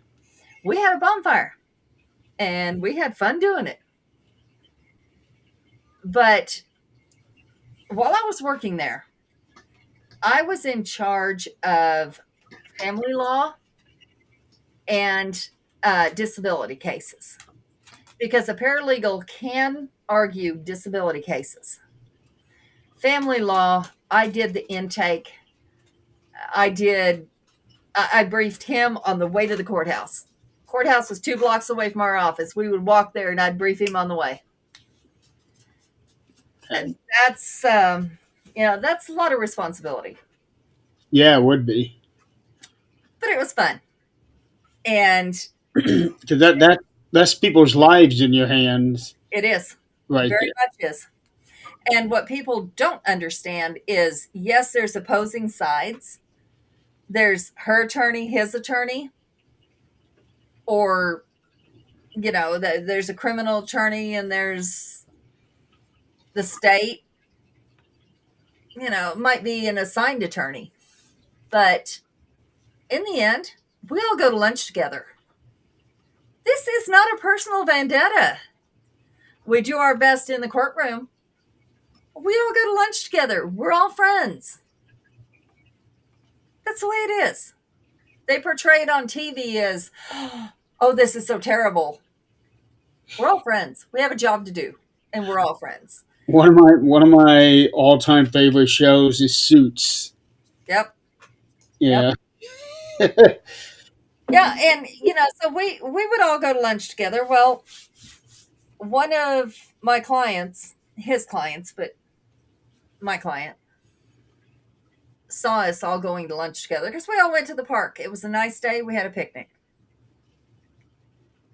He followed me home with a gun because I was the face. It wasn't the attorney. I'm the one that did the intake. I'm the one that did the documents. I'm the one that talked to him. He followed me home with a gun. Oh boy. Yeah. Threatened to kill me because he lost his case. He lost his case because he was an abusive idiot. But, all he saw was me. Not the attorney that fought. It was me. And thankfully, by the time I got home and he pulled that gun, my husband had one too. Mm. And he quietly left. Thank goodness. That was the end of my paralegal career. I said, I'm done. I do not want to be a lawyer. I'm good. Yeah, because you're very likely to have a lot of people pissed off at you simply because you lost the case. Yep. And that is something that happens, and that's something that happens with most fields. Even in my line of work right now, if somebody knew where I lived because they didn't get what they wanted. I know you've told me some of the stories. Yeah, they could very well come find me. Thankfully, we don't have to give out any information except our first name. Good luck finding me on the first name. Matter of fact, I Googled first and last name, and there's about 100 of us in the U.S. So I'm good. But, and this doubles down on first responders, on police, on, it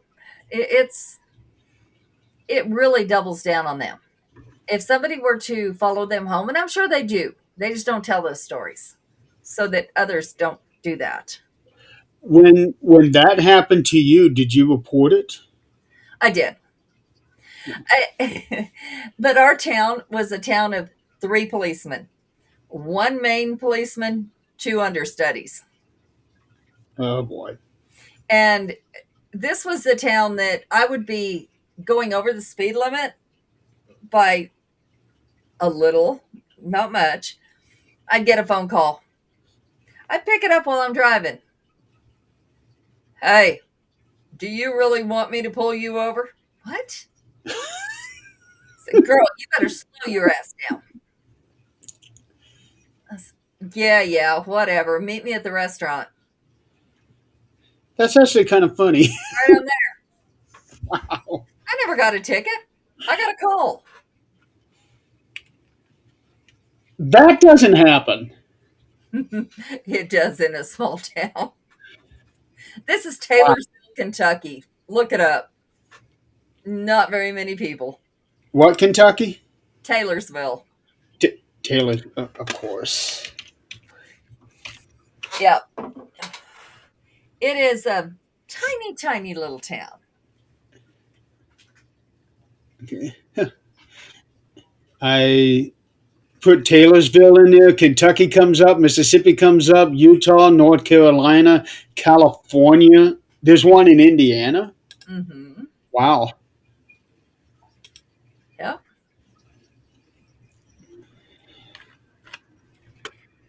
Yep, and that's where I worked. That's right by Louisville. Uh-huh. Yep. That's why I had an office out of both places. That is a tiny town. Now look up Mount Eden, Kentucky. It, That's where I actually lived. Mount where? Mount Eden. Eden. Eden.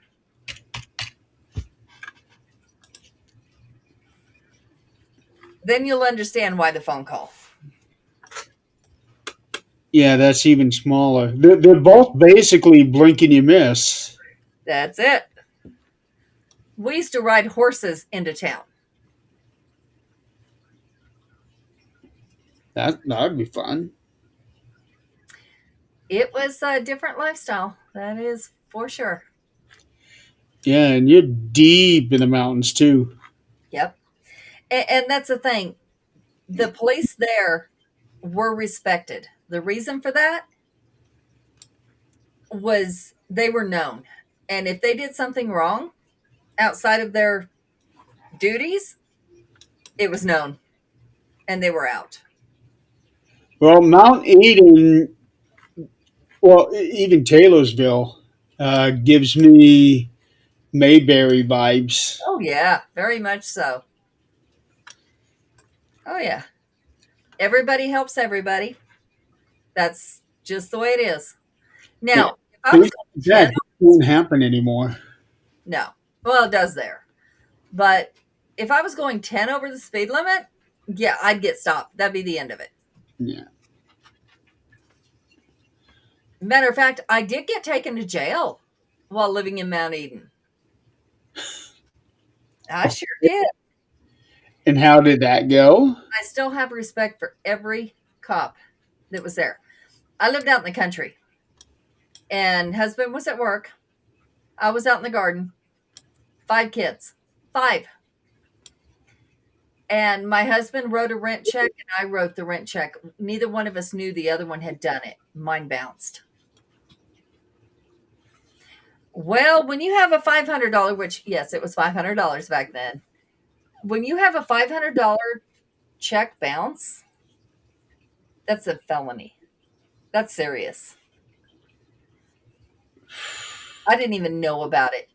I get a cop come to my door. He says, "Sweetie, I got to take you in." Mind you, let's go back. I'm in my 20s, okay? I'm in Daisy Dukes and a tank top out in my garden. I look down. I'm like, I'm filthy. I'm not dressed. And what's my kids going to do? He said, "Come on, let's go in." He goes inside my house. He said, "Let's make some calls." We made some calls. My landlord came and watched the kids. Well, I went. He let me get dressed. He let me take a shower.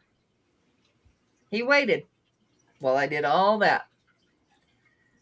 While the landlord came, watched the kids, I went in.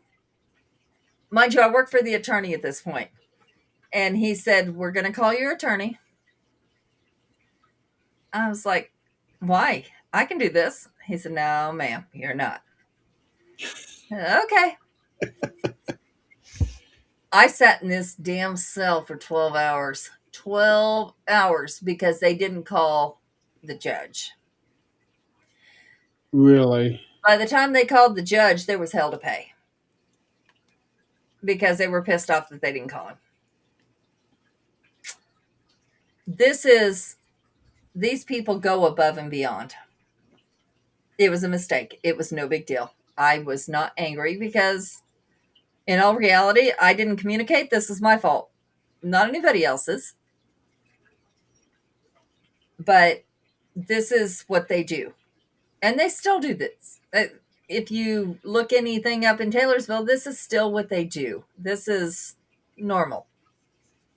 In small towns, this is the way it is. I was out, went to court within a week. All charges dropped. Done.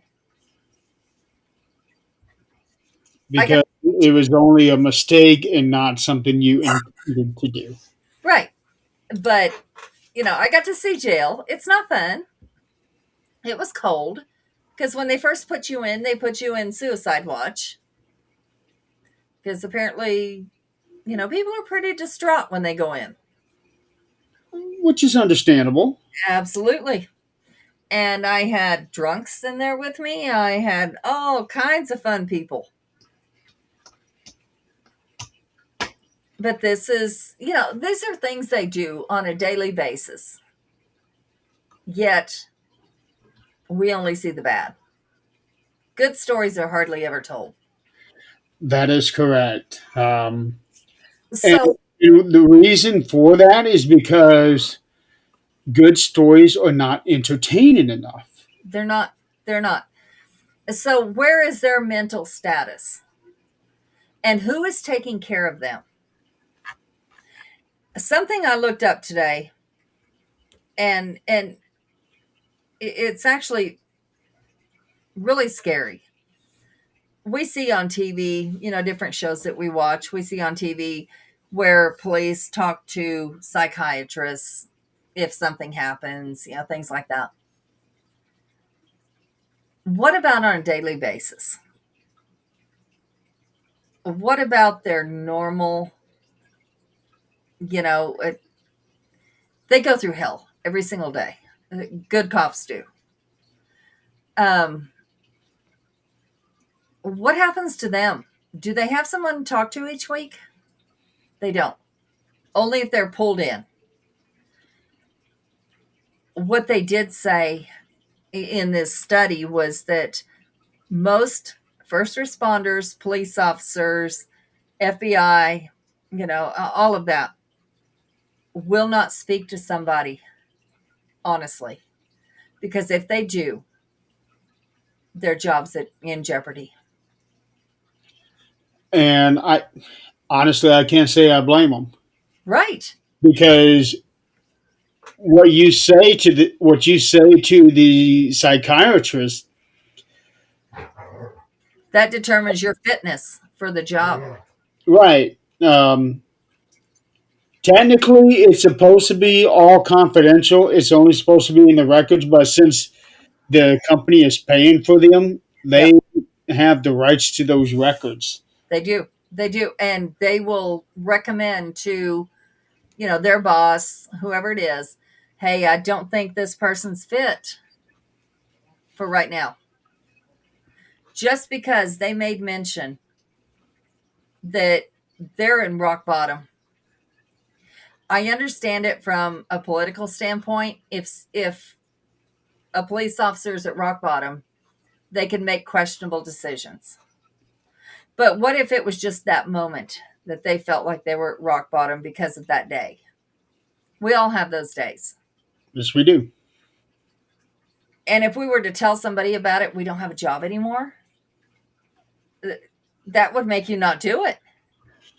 The one thing that I could see, say you're rock bottom that day, then the next day you're not. Mm-hmm. That could also give the impression that you might be bipolar.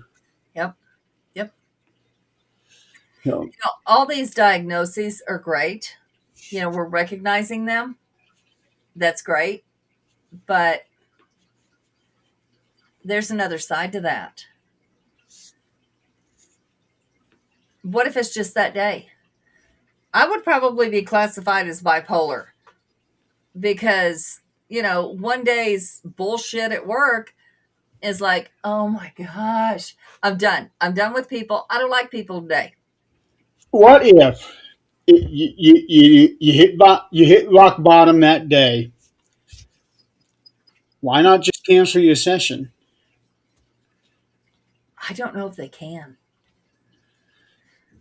Like, say they go out and that day they had to fire their gun. And when they did, it actually made contact, which it should. If they're firing it, it should. Now, I do know that it is probably the case in all police departments that if somebody fires a gun, now I don't know if rather they have to hit somebody or not hit somebody. If somebody fires a gun, they are automatically placed on suspension. Yep. because investigation has to take place, and then they have to do the interviews. Um, Right. to make sure of the policeman's state of mind. Yeah. I So, don't know about like city police or sheriffs.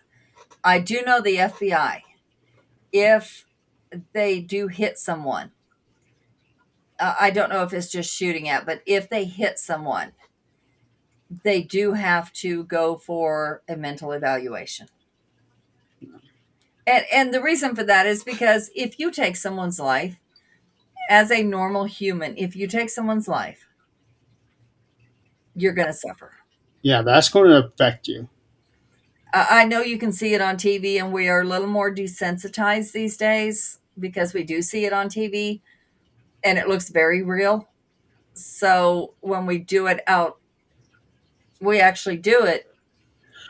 Well, uh, I kind of have a slight disagreement on that one. Basically, because it's something that I went through myself. Well, I told you about it 3 weeks ago. Hi, Joe.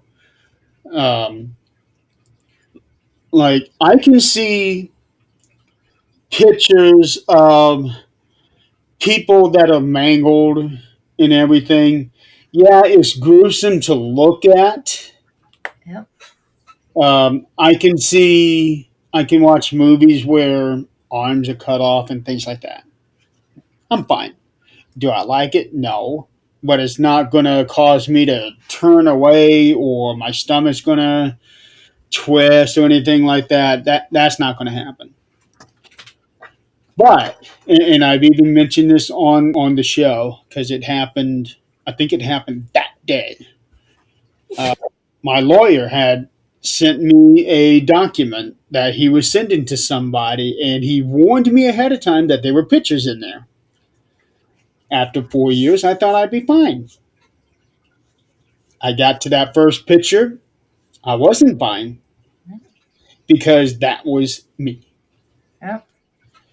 So, yeah, you can be desensitized, but I would argue that if it's you or someone you know, you're probably not going to be fine.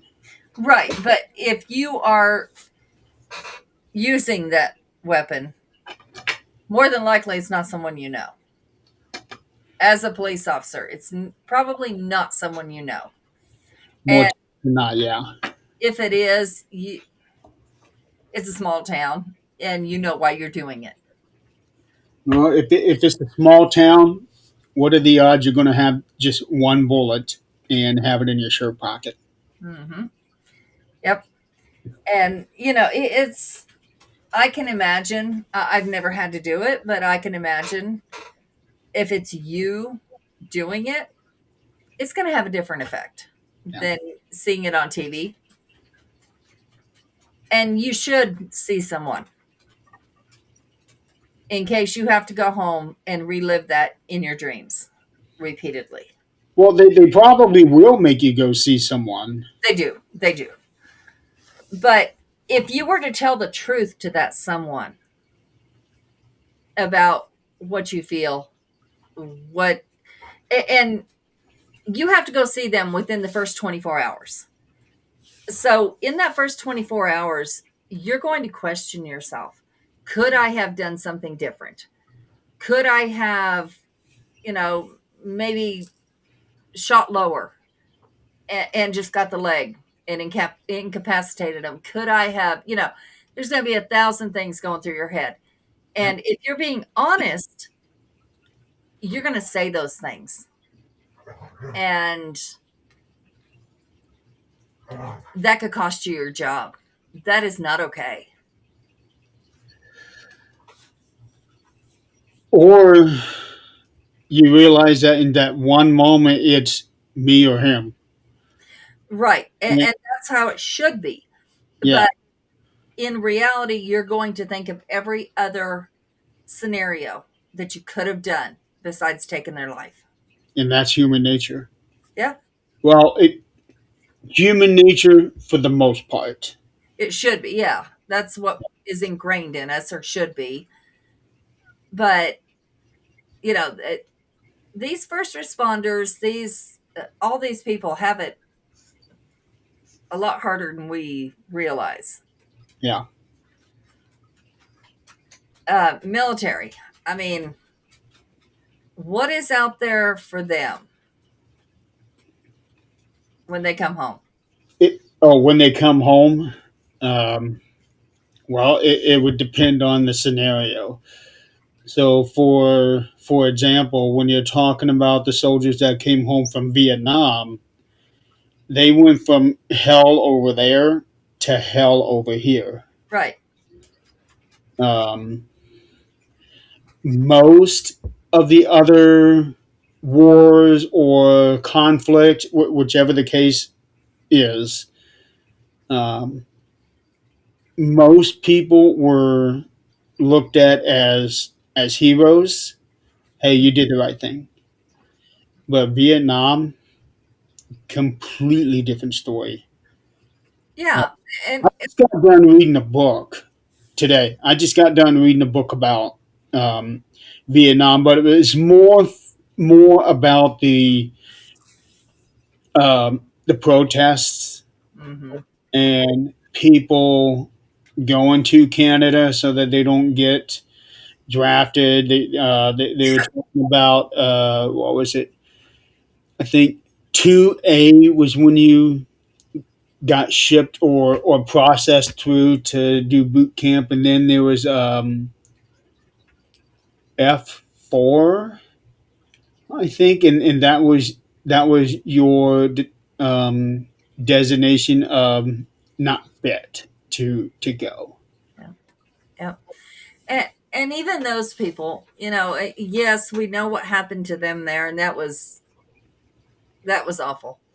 Yeah. But even now, you tell somebody, let's go to even Desert Storm. As much as, we talk about Vietnam, World War One, World War Two, we know those were awful. And we know what they went through because they have had a chance to talk about it. Desert Storm we think of as almost a conflict because we don't hear about what happened. They're not able to talk about it.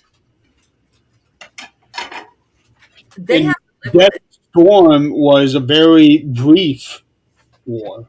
Yep. But the people that were there and had to do the things that they did was on command. I mean, yes, we have our rogue soldiers, whatever, but You're going to have that in every right, uh, right. situation. Oh, yeah. But for the most part, they were told what to do. They are taught to just don't question, take orders. Yeah. They did. Well, I have a nephew who went over, and it was during Afghanistan after when Bush declared war after 9/11. Hmm. I have a nephew that went over, and he had to shoot a kid. Right. Things like that. Yeah, he was severely affected by that. Sure. And it's not a question. It's those children are put in this situation because they are programmed Hmm. that they will wear explosives. They will, whatever it takes. They're programmed that their lives don't matter. They're doing this for the greater good. And they And do it willingly. not okay. Yeah. But, those of us on the other side of it that know children are children and don't know any better Right. and have to take action to save themselves or their platoon, they have to live with that. They have to live with, why wasn't this child taught any better? Why were the parents okay with this? Why was this child sacrificed? Because that's really what happened. Hmm. and why were adults okay with this? Their culture over there, they're all about sacrifice. Right. And that's not the way we are. No sacrifices. Yeah. It's, these people have to come home and live with this. And I don't know about your nephew, but there has to be some serious mental health. I do know that he was badly affected when he came home. He was definitely not okay. Mm-mm. Um, he and my sister, oh, they went at it real bad. And now since it's been, I want to say 15 years after the fact, um, I I haven't talked to him personally in a long time. Uh, I saw my sister. Well, no, I talked to my sister a few months ago. Uh, he's doing okay. I guess he did went in and got the help. He went through therapy. That's my guess. Um, but he's married now. He's got kids, Yep. and as of right now, my understanding is everything's good. Yeah. And Pretty you know, good. as far as the military is concerned, and that's something we can look into. Um, but how do other countries do it? Do they treat their soldiers any differently? When they come home here, of course, they're debriefed before they're able to go meet their families. That begs the question: why aren't they given the mental help at that point Well, before meeting their families? here's how I look at it. Our veterans, yeah, we may do what we can to help them out and everything like that, especially with things like this. But the perception is our veterans are viewed, at least by government standpoint, the way that I see it, that veterans are viewed as a stain Hmm. in this country. Hmm. And that is just all shades of wrong. I think the reason for that, and this is my personal belief, I think the reason for that is because in wartime, they are a tool, and that's all they are. They're a tool. And they also have experiments done on them because they belong to the government. They I, don't belong to themselves. I remember um, a thing where they were trying to create some sort of a super soldier Hmm. a long time ago. I don't know if it was World War II or if it was during Vietnam. Um, I kind of lean towards Vietnam basically because of the whole Agent Orange thing. Right. Yeah. But I don't really know the specifics of what Agent Orange really is or how the soldiers got exposed to it. It I was a just bomb, know, I think. huh? I think it was a bomb. Oh, oh, well then that's that's severe radiation. Yeah, but I think the Agent Orange was like dropped with a bomb. Okay, so then maybe the super soldier thing I'm thinking of is World War II. Um, and actually, that would actually kind of tie in with the whole Captain America. I think that's how they got that story, wasn't it? How that character was created. I Because think so. no, but I do know that veterans coming home from Vietnam were severely affected because I had when I was in school, I was I was bowling with this other kid. His father was a Vietnam vet, and he told me that it was nothing for his father to be taking a nap on the couch, and all of a sudden he's screaming incoming, and he jumps off the couch and starts crawling around on the floor from Yeah. a from a dead sleep. Yep. Yep. And they were never right again. They never slept right again. Right. It was All 1940s. to learn to sleep with one eye open. Oh yeah, 1940s is when they tried to do that. The super soldier. Yeah.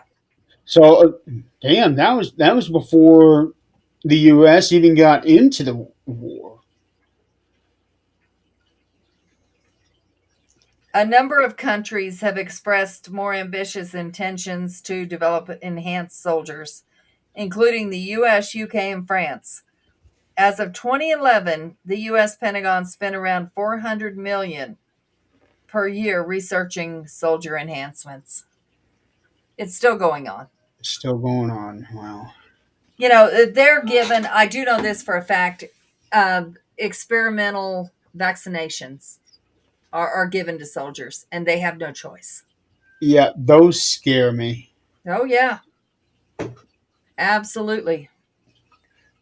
Joe just said that he heard a lot of Vietnam stories from a vet that was special forces, and the stories he told him were like nightmares. I bet. I bet. I don't know if you heard, but Nick has decided to cancel doing the. Oh, okay. I had not heard. Yeah, he posted about it. So I don't know if he sent Zach a message or not. I don't know. Well, Zach better be asleep right now. You know, he's not because I just yelled at him. Of course. Yeah, because we got Jan and I coming on next. Actually, it's 9 o'clock. She should be coming on any time now. Yep. Yep. And I got to figure out how we're doing this. If he gave her a link or how we're transitioning here. This isn't my rodeo. I'm just a monkey in this circus. Well, Lynn is also supposed to be hopping on too. Mm-hmm. I Yep. see that Jan is online. Yeah. Yeah. She said ready when you are. Okay. So I have to figure this out. Give me 1 second. Well, I can always stick around. Okay. Give me 1 second. Yeah.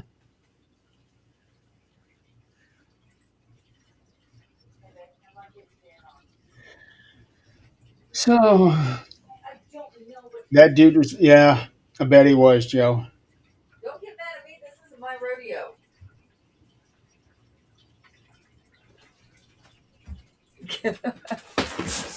He said send her the invite.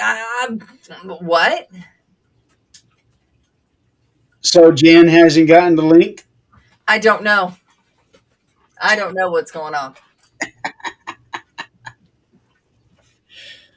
What am I doing here? Well, I can send her the link myself. I can do that right now. You know, just pull her up on Facebook and send it. Where do I pull her up? I just did it. Okay. Because I am completely, this is not my circus. Zach, does Lynn have the link? Yeah. He said she does. And there she is right now. Hello, Lynn. Woo, hello, hello. Hi. You look a little different. I keep forgetting until people mention it. Yes, I did get one of my, I guess, maybe 4 haircuts of the year yesterday. Oh, shoot. Okay. And When how did I you? talked to you, you had a full head of hair. I did. I tend to shear it at the beginning of the year and then let it grow like a little longer, and once it gets to like kind of fluffy, that's when I lose patience with it.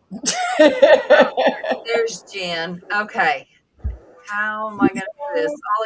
There she goes. Okay. All it told me was remove. I don't want to remove. Okay. So, Lynn, Yes. I don't know how much you know. Jeremy is the founder of our paranormal team. Lynn was on our show a few weeks ago. Well, yes, but it's been a while. And we've had her through the mill with everybody. And Jan is my best friend. This is my other half. And this is Lynn. She is a tarot reader, Jan. Hi, I'm Jan Lynn. It's nice to meet you, Lynn. It's nice to meet you, Jan. I'm Lynn. Okay, I can remove this now. Love it.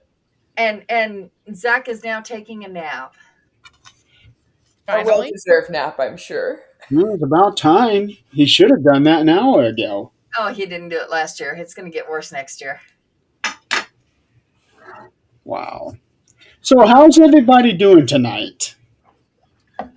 I'm okay. I haven't been up 22 hours, so I'm good. I've been up 13 hours. That's still not okay. I don't know how long I've been up. I think probably off and on since Zach got up at 11:30 last night. But I got to take a nap. He didn't, so I'm not complaining. This is his circus, his monkeys. Well, right now we are the monkeys, so we're running the circus. I know. Shh. Just like you're always loving it whenever I miss an episode of Supernatural Talk. Yeah, but see, then we get a little wild. On his, I don't get to do that because this is a little more professional show. That is true, yeah. And he trusts me to actually do that. I don't know why. So professional is what we're going for tonight. Sure. Okay. That's what we're going to say anyway. Yeah, let's use that. Okay.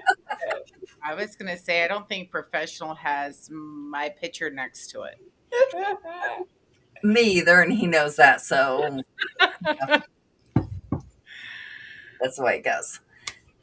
So, okay, we're going to start this with the way we always do when Jan and I do this.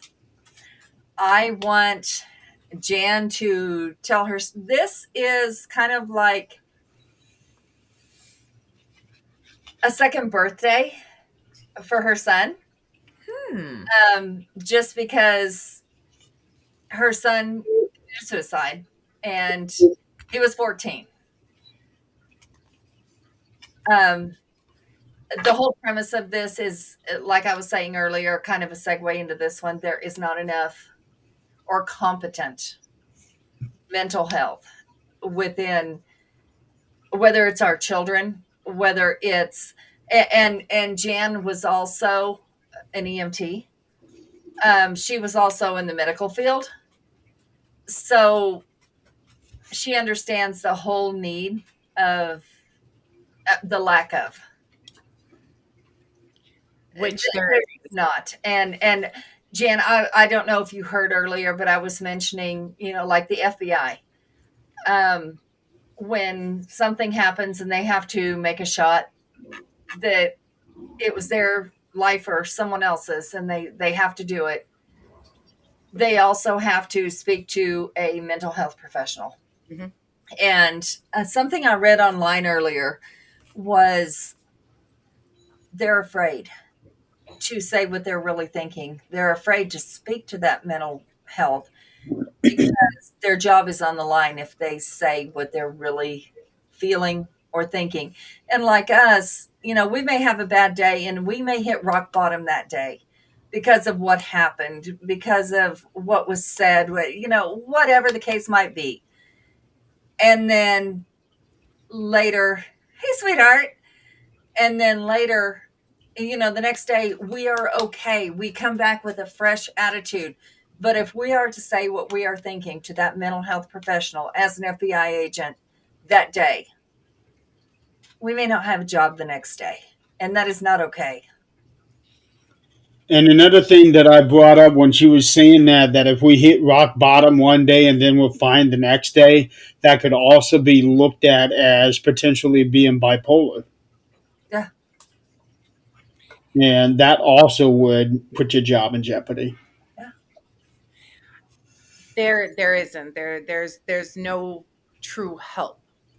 Even our soldiers coming back, right? Our soldiers coming back, and I've been there, done this, not once, not twice, but a few times. They get debriefed, right? They get their quick, how are you feeling? Let's take this test. Let's sit down. Are you ready to go back out into the civilian world? Something as crazy as a lot of people don't know that when military men come back and women come back from overseas, they are told not to drive a car. They're told to be escorted around. And the reason why is because they're not used to stopping at red lights. They're not used to stopping at roundabouts. There is no such thing as a stop sign because if they stop, they're sitting ducks. So they have to continue to go. And that's the way that the mental health is treated. It just continue to go, just continue to go, just continue to go. Put it all behind you.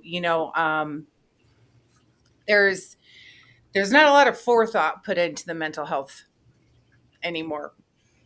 There's just not. If there even was, the mental health is severely lacking. I was talking to one of my favorite officers who responded to every single one of my son's episodes. I don't know how to put it. And he's going out and he's going to be sheriff. He's trying to become sheriff, and he's received a lot of backlash from the way he wants to approach things, and he wants to take mental health and he just wants to revamp it. And Pat was the first one that he had to truly deal with mental health issues. And when he showed up, what we call the last call, that's weird as Jesse turns the light off behind me. Yeah, that caught my attention too. Yeah. That last call was obviously, Pat was gone. He was Justin's the one that pronounced him. And it was heartbreaking. And Pat, being 14, had the right to refuse mental health treatment. He had the right to refuse taking meds. He had the right to refuse drug tests. And it's just, there's no help. There's no help out there. I made over. And let's go back to what that. Well, hold on. Can I ask you something, Jan, about that? When you said that at the age of 14, he has the right to refuse that. So at that age, um, you know, mental health notwithstanding, at that age, is anybody truly understanding enough or competent enough to be able to refuse any kind of medical help? No. No. Are we at our age now? Probably not. If somebody else sees that we need mental help, they should. Now, yes, I understand there are vindictive people. I get that. That, used to, in the old days, they would hide their crazy or lock them up, instead of putting them on the front porch like they do now and give them a drink.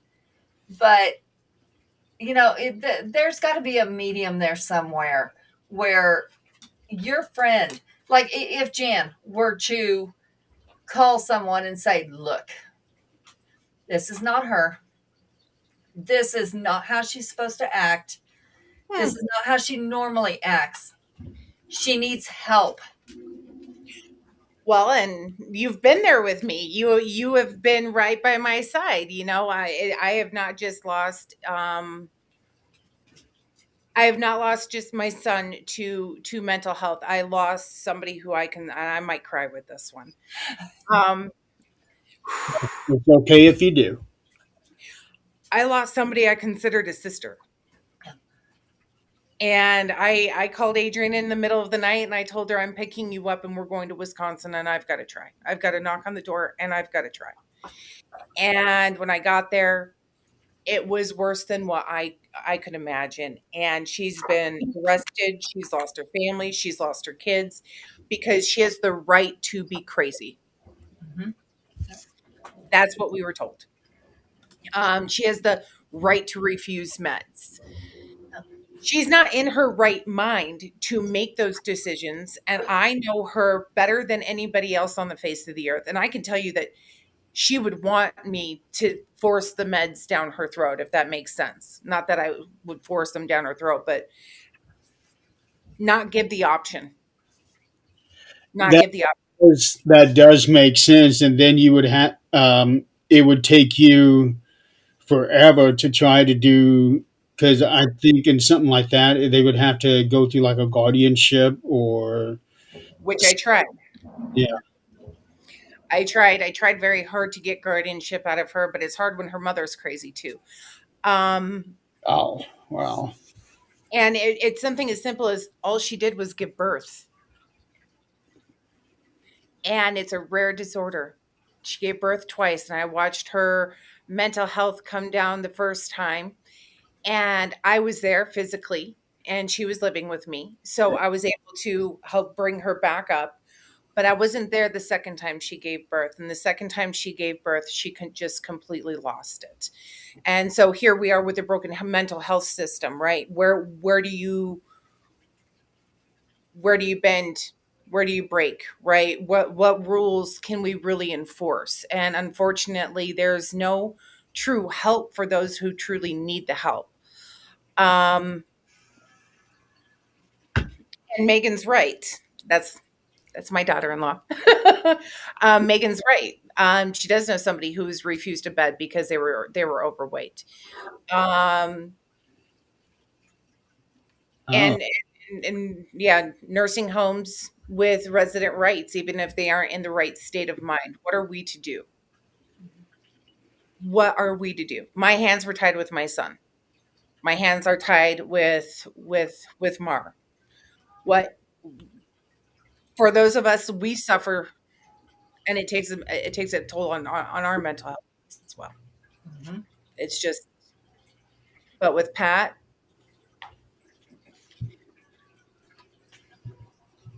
this year's probably been the hardest. I don't know what it is about this year.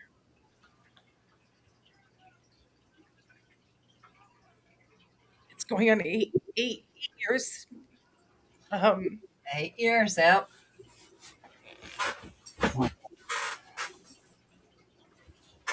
and it's just heartbreaking. It's heartbreaking. You know, everything that he's missed, because he would have been a fantastic uncle. He would have he would have been like, those boys would be spoiled, and Megan's expecting another one here in May, and she would be spoiled probably the most out of all of them. Um, Miss Derek graduating from high school. Nate's going to be 15 and would really like his brother's help with things, right? And then this one, this blonde thing that just has to bust in. Um, he would have been such a wonderful brother to her. Where's I Abby? love her. She's the greatest gift my son gave to me, though, was her name. Because every time I speak her name, it's with his love. Excuse me, Mom. Give me a second. Oh, did she say excuse me? She did. Bring her on.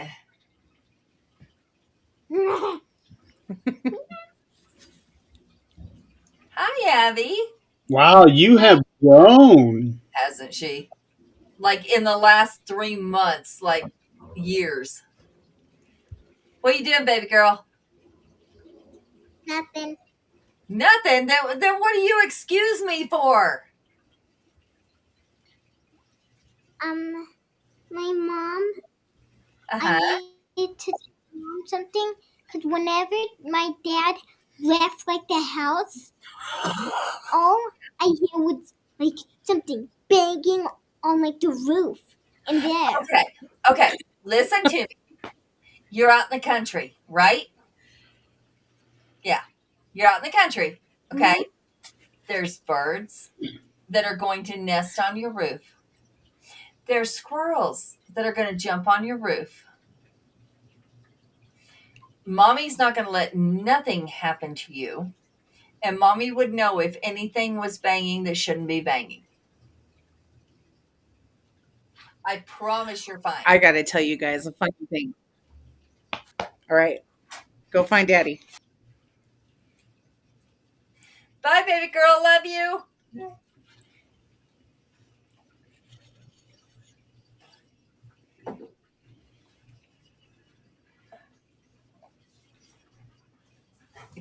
We have shingles on the roof from the wind that blew loose. So if you guys want to laugh amongst all of this sadness, yesterday it started flickering. Lynn's going to love this one. I just know you're going to love this one. The power starts flickering. It flickered 3 times. All I hear is, whatever evil spirits in this house, get out. Next, it gets better. Then the power flickered again. She goes, don't make me get Jesus Christ up in here. Gee, I wonder where she learned that from.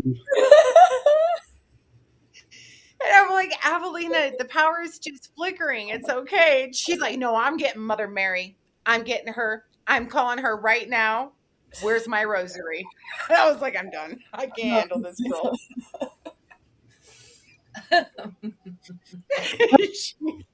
That's pretty awesome when you think about that. Oh, that girl has no fear. None whatsoever. None. I, Oh, no. I, Human or a spirit. I still hated the fact that we did not have the opportunity to do that filming that I wanted to do 3 years ago when she was supposed to chase me and Nick out of that cornfield. That's okay. It will happen, and she will be just the right age and just the right actress. No, I wanted her to be tiny doing that. Think about that. 2 grown men running from a tiny little thing. She's not going to get too awful big right now. No, she's still tiny. She's still petite. She's still little. But yeah, she's How feisty. tall is she? Shoot.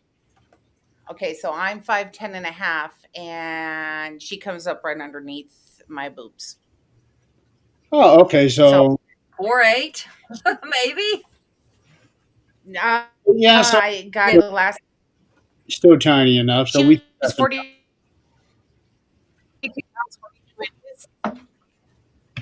What is 42 inches? 12 goes into 48. How many times, Janice?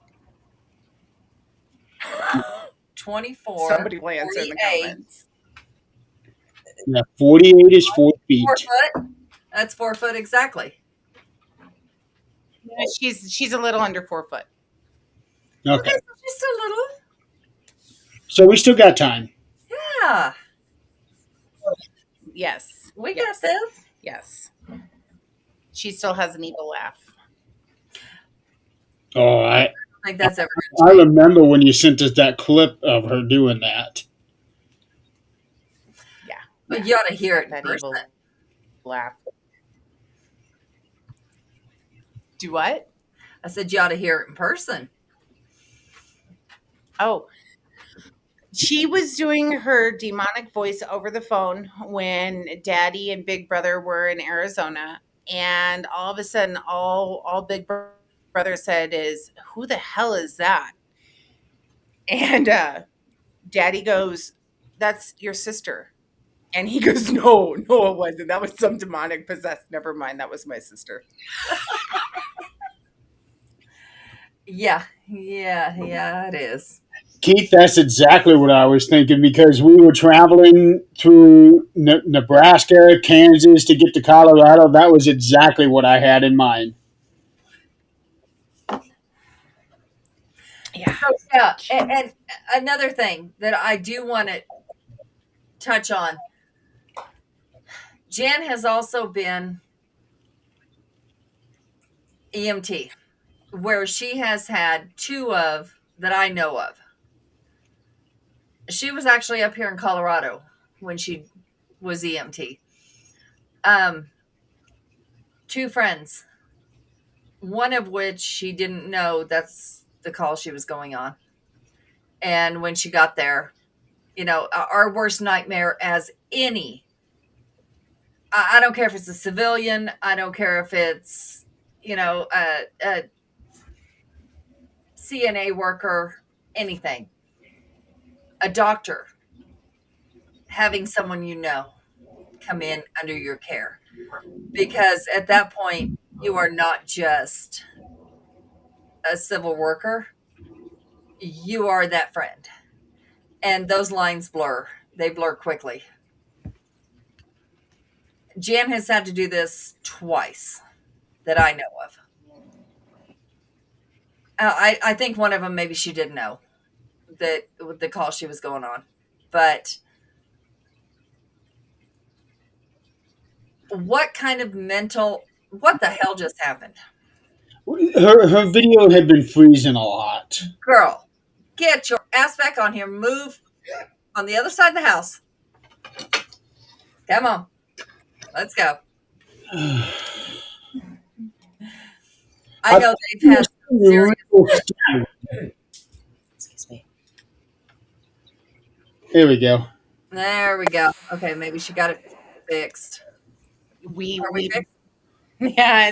yeah, our internet's been fun. Adrienne has a request for you. Oh boy. Go to the other side of the house. Right. Next to that monitor there, that the one that emits. I am right next to it. What the hell's going on? Got I wind? don't know. Everything kind of went down. Well, we do have problems with Mexico right now. I am on the border. So I might end up losing you guys. And I just pray. Your video has been getting choppy every now and then all of a sudden you were just perfectly still and you were gone. Yep, you guys were gone. Last thing I heard Adrienne say was something about me, one of the calls I went on. Okay, so after that, I said, I think there was more than one call that you knew the person, but the second time you might have not known that the call you were going on was someone you knew. Yeah, no, the second call I didn't know. So I've been in a couple of unique situations. I've watched somebody kill themselves. That was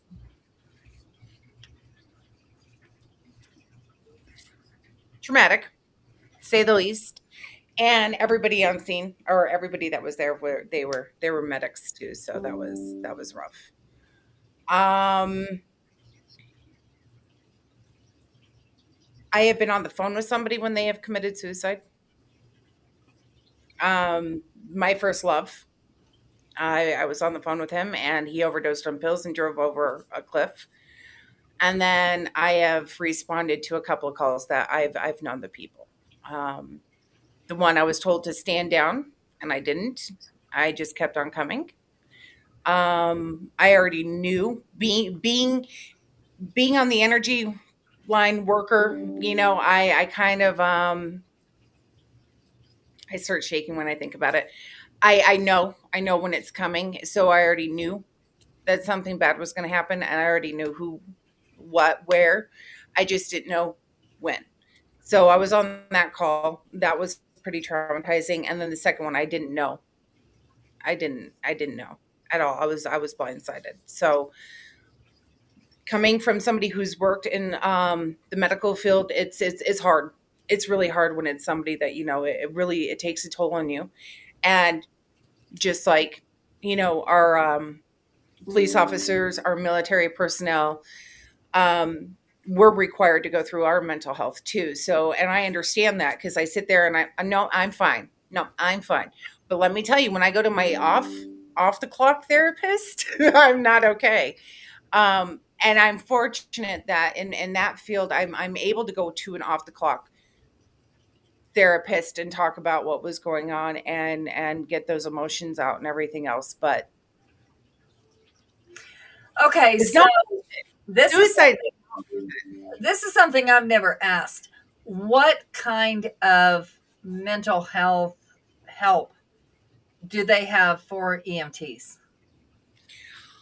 We have each other and dry bad sense of humor. I'm not going to sit here and say that we deal with it very darkly. Right, Very. but professionally, what do you have? Your supervisor. That's when I was in. It was your supervisor. Your supervisor sits down. They do the 20 questions and the pat on the back and the okay, you're good. You go back out. But that's why EMTs have a high turnover rate is because there isn't any therapy for us. There isn't any sit down. We're first on scene. We are the first to control the situation to see how bad it is. We literally hold people's lives in our hands in the back of that ambulance or out in the field and or up in the air because you have your flight, right? There's nothing for us really. Nothing. That's not okay. That No. I mean, that's No, how is that different from military it's and not. having to, take orders and do what you need to do as ordered, and then have to deal with it like you're a robot.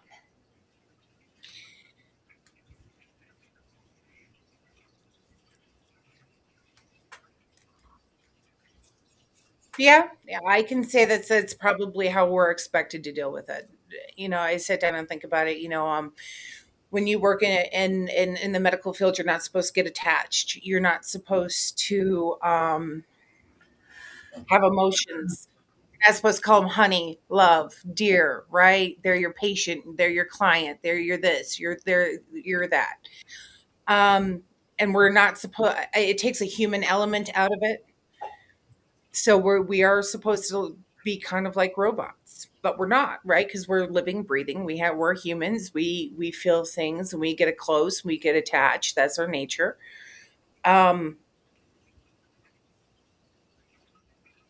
it's like I can even say working in the medical field, where's the medical field period, where is their mental health?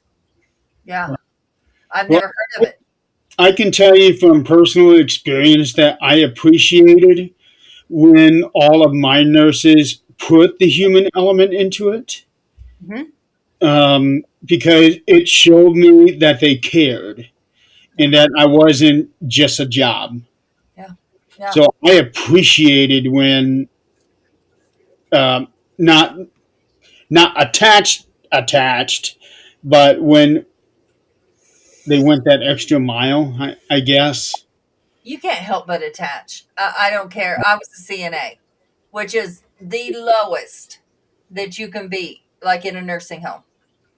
Okay, it doesn't take much to Never become say a that. CNA. Don't ever say that because as a CNA, you are the highest.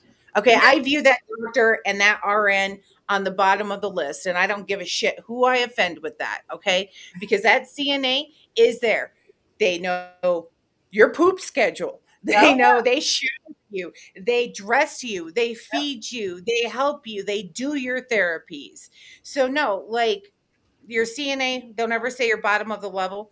You're the one in the thick of the shit dealing with oh it. yeah, oh yeah. And I can't tell you their names anymore, but I can tell you their faces. I could Mhm. draw them because That's the reason I quit being a CNA. There is no mental help for a CNA. No. There's no mental help for an RN, honestly. But, when you are in a nursing home and these people, they tell you their life story while they're capable. And then afterwards, they're not capable anymore. They become mean. They really become mean. And that's their pain. That's their mental status going. It's not that they're mean. And if there's dementia, I remember one. She was violated. I won't use terms here that might get us canceled, but she was violated all of her young life. And so when you go to change her, she only spoke Spanish at that point. This was in Carlsbad, New Mexico. So, she wasn't far from her home where she came from. And she would start speaking in her language, which I have realized the older you get, the more you revert. Yep. I grew up speaking Bulgarian. I was actually cutting potatoes earlier. And all of a sudden was looking down at the eggs that I had just peeled. And I grew up speaking Bulgarian. I had to teach my parents English, which since I've forgotten Bulgarian, almost completely. But the word chicken came to me. And it made me think of this lady because she spoke English the whole time until her mental status went, dementia set in. And when it set in, it was all Spanish, but I could understand words, certain words, not the whole thing. But it was, don't touch me. I will kill you. She was going back to what had happened to her. And her kids were telling me what had happened to her. Otherwise, I'd have never understood. But, these things happened to her, and we had to change her diaper. Can you imagine how, as if we were to think about having our diaper changed right now, that's a violation. We would look at that as a violation. And having that happen to you and then have to go through that, you don't understand somebody's trying to help you. You just don't. And she stayed in that mode of defense, of this is what happened to me. And that's where her dementia took her, and she stayed constant. It was a real. So, and that's a good point about mental health. If we were to have the tools to learn how to process it and deal with it when we become older, hopefully we don't revert back to that. Yeah, and there was nothing. I mean, even if she were not as far in dementia as she was, there's nothing in a nursing home for anyone, nurses, doctors, patients, as far as mental health. Had she maybe been able to, like you said, work through it before she got into that state, maybe she wouldn't have to live in that loop. I don't know, because that isn't something that happens. So I don't know. I know that as dementia, you live in the past. So we often go back to the most traumatic thing. Yeah. And I've noticed this working with Alzheimer's, working with people with dementia. Oftentimes we go back to the most traumatic thing that has happened to us in our past. And my personal belief is that's because they weren't able to work through it. So if that's where I pray. If I ever get dementia and Alzheimer's, first of all, I apologize right now. I know you're going to have to be the one to take care of me. But I don't know where you're at. Yeah, hopefully my therapy has helped. And no, not to say, oh no, you don't see that there. You're not seeing that person doing this to you, because in dementia you really do, See you're it. living that. That's like saying, I don't see this computer screen in front of me. You can't tell them that because they do see it. Mhm. And that is actually a conversation I had to have yesterday with the people I take care of. It was, they did not remember that they had told me to do something. So a week later, when I finally have a chance to do something, it was, can you please ask me if you can do this instead of just doing it? Your first reaction is, the fuck? What? You told me to, you know what? I ain't touching another fucking thing. But then you have to go back and go, okay, this person doesn't remember. So here's how we're going to deal with this. You're going to tell me you want this done, because I'm not going to be able to get to it for a week. That's just the way it is. I'm going to come back to you in a week when I have time to do this and say, look, you told me last Thursday you wanted this done. Do you still want it done? And then, there won't be that issue happening right then. And as we're getting deeper into this dementia or whatever the hell's going on, this is how we're going to have to deal with it. But again, there is no mental health person. None. Well, and Megan just brought up a good point about the system. Is that the CNAs aren't trained properly to handle those situations, or just don't care, and unfortunately make it worse. And we can go back to that. Where is that mental health training? Because when I went through, It isn't. it was taught, right? And yet nobody's being taught mental health. There is no help anymore. Nope. They tell you, well, you know what, you need to go seek counseling. Well, tell me what counselor is going to be available within the next 16 to 36 months, please. You know what? Megan's CNA, right? Mm-hmm. Recently, like in the last 2 years, right? Mm-hmm. Okay. Correct me if I'm wrong. When I did my training, if it's different now, please let me know. I did my training, let's say 12 years ago. The only Lynn, do that with me. Put quotation marks around that 12.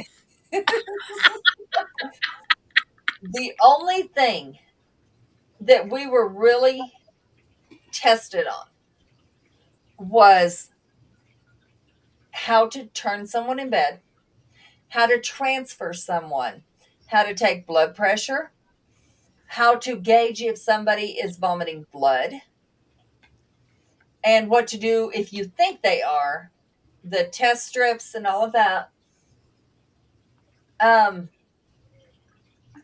Sometimes, and this was an afterthought, we were taught how to change colostomy bags. This wasn't part of the actual training, but it was later. But not once in my training. And if this has changed, please let me know. Was there ever emphasis on dementia? This happens. Or if this person is feeling this way, this is what you do. Or if dementia sets in, this is what you do. I never got that. When I did my training, I did my training through the Red Cross. So they did theirs completely different. Okay. And Red Cross, we had a whole thing on dementia, on how to feed, how to do certain procedures like the colostomy bag. Yeah, Megan said it's lightly touched upon. So for me, I don't know if I hit the in between stage. Well, I got my CNA a long time ago. So I mean, and a long time ago, CNAs were the backbone. Like that was you basically were a nurse without the hours and the med pass, right? And then you eventually get the med pass and everything else. Um, but it's not touched upon anymore. It's really not because now It you have wasn't NA, with us. you have your nurse's assistant instead of your certified nursing assistant, and you have this and you have that, and you know, I just and that's the reason why I stopped going for my PA, my physician's assistant. I stopped altogether because it was just not where I wanted to be. And there we go. There's the problem, right? They make it so damn difficult now for mental health. They make it hard to get certified. The classes are ridiculous. Keith made a point about, like Megan said, I guess I missed what Keith had said, that, you go to a mental health provider and they slap you with a bill.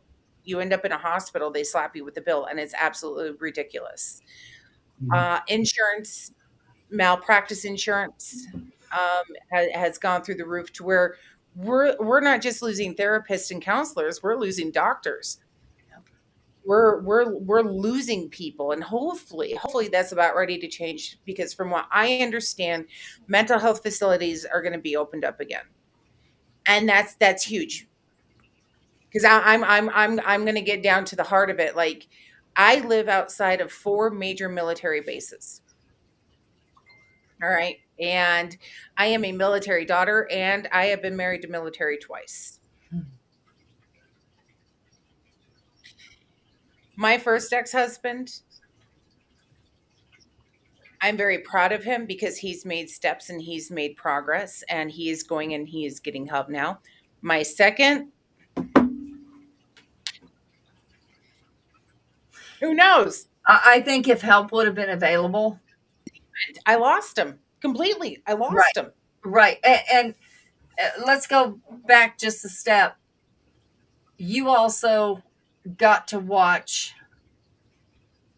Got to is not the word, but you had to watch one of his comrades. He tried to help that comrade, and things went sideways, and that person killed himself in your house. He had to watch this. Um, his mental status at that point, I don't know. I know when I met him that there was nothing left. There was no soul left. There was nothing left. Like, he had shut it all down. There All was down. nothing left.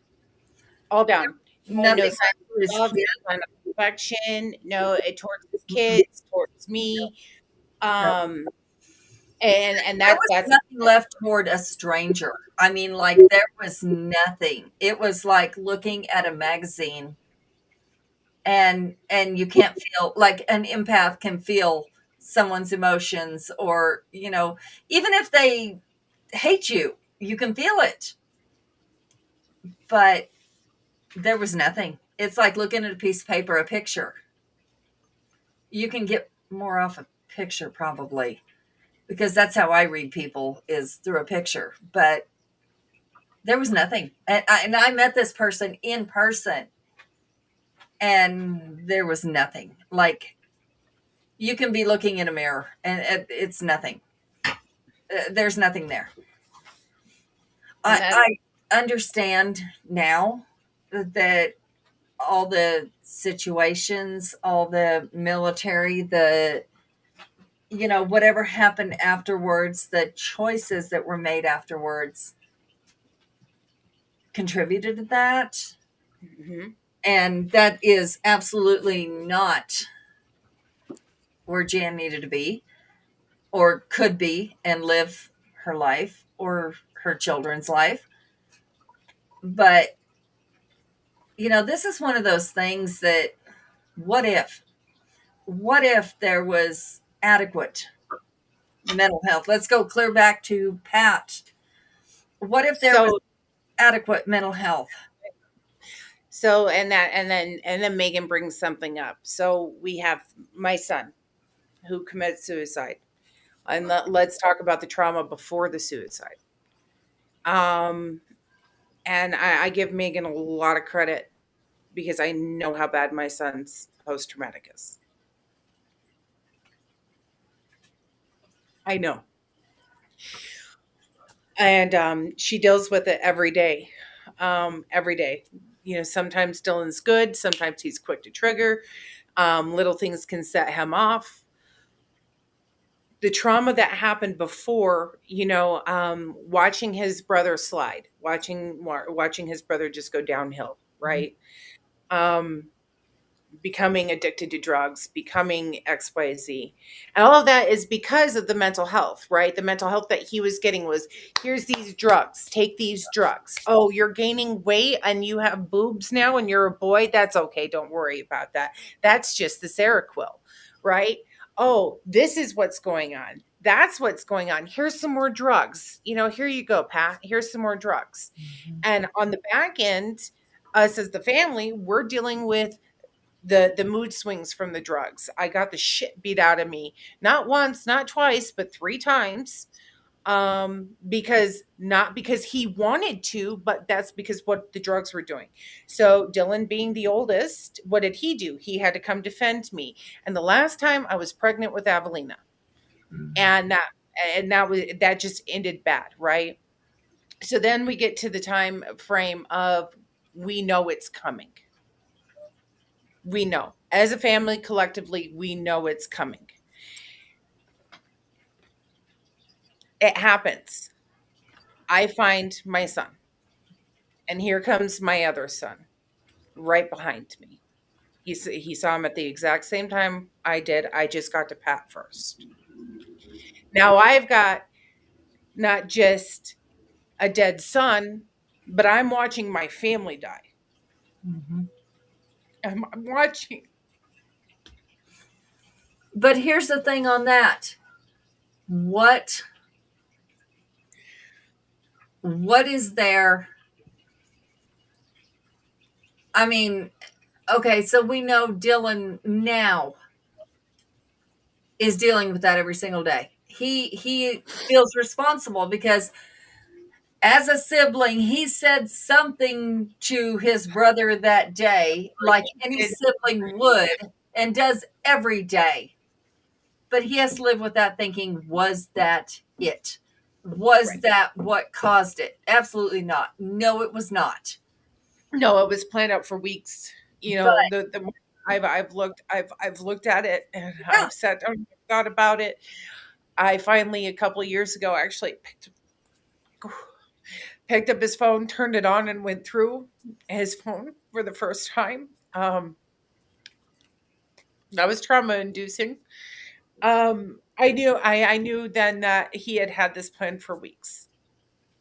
And nothing I could have done, nothing his brothers could have done, or anybody could have done would have changed it. But if He Dylan was- could he was done. understand, just if he could just understand, he had nothing to do with it. He does understand that, but it's accepting it. Right. That's that acceptance. Just remember, I hear God. I'm going to say this. I had the benefit of grief counseling before my son died. Mhm. I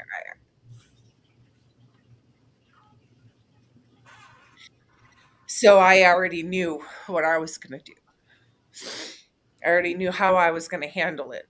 And I know that sounds really stupid, but everybody goes, "Oh, you don't know." No, you do. When you prep, you rehearse, you think about it. Like, Mhm. I'd lay awake in bed going, okay, okay, if I were to wake up and he overdosed, how would I handle that? If I were to wake up and he did it this way, how would I handle that? Mhm. I am grateful that he did it the way that he did it, because at least I didn't have to go search for him. Well, and when you're told from birth that he has this disorder, that this is what Well, is going to it happen. wasn't right, and it wasn't confirmed that he had this mental disorder until he was 12, and then I only had 2 years with him. Right. I will give Pat the absolute credit, because if he would have just held on, he was already thinking selflessly. He was going to go to a specialized ranch where they were actually going to study his mental disorder, because it is so rare. And what the audience needs to understand is my son was diagnosed with a mental disorder that only like 1 in 100 million people have, and he wasn't going to make it past 21. The chances of him making it past 21 was just not there. I think only, say, one out of 100 million, and we'll take 100 out of that. Maybe two make it past the age of 21, and then they don't make it past 30, right? Um, so preparing him, and he wanted people to understand where he was coming from. He had that compassion. He wanted help for those that were younger than him to not go through what he went through.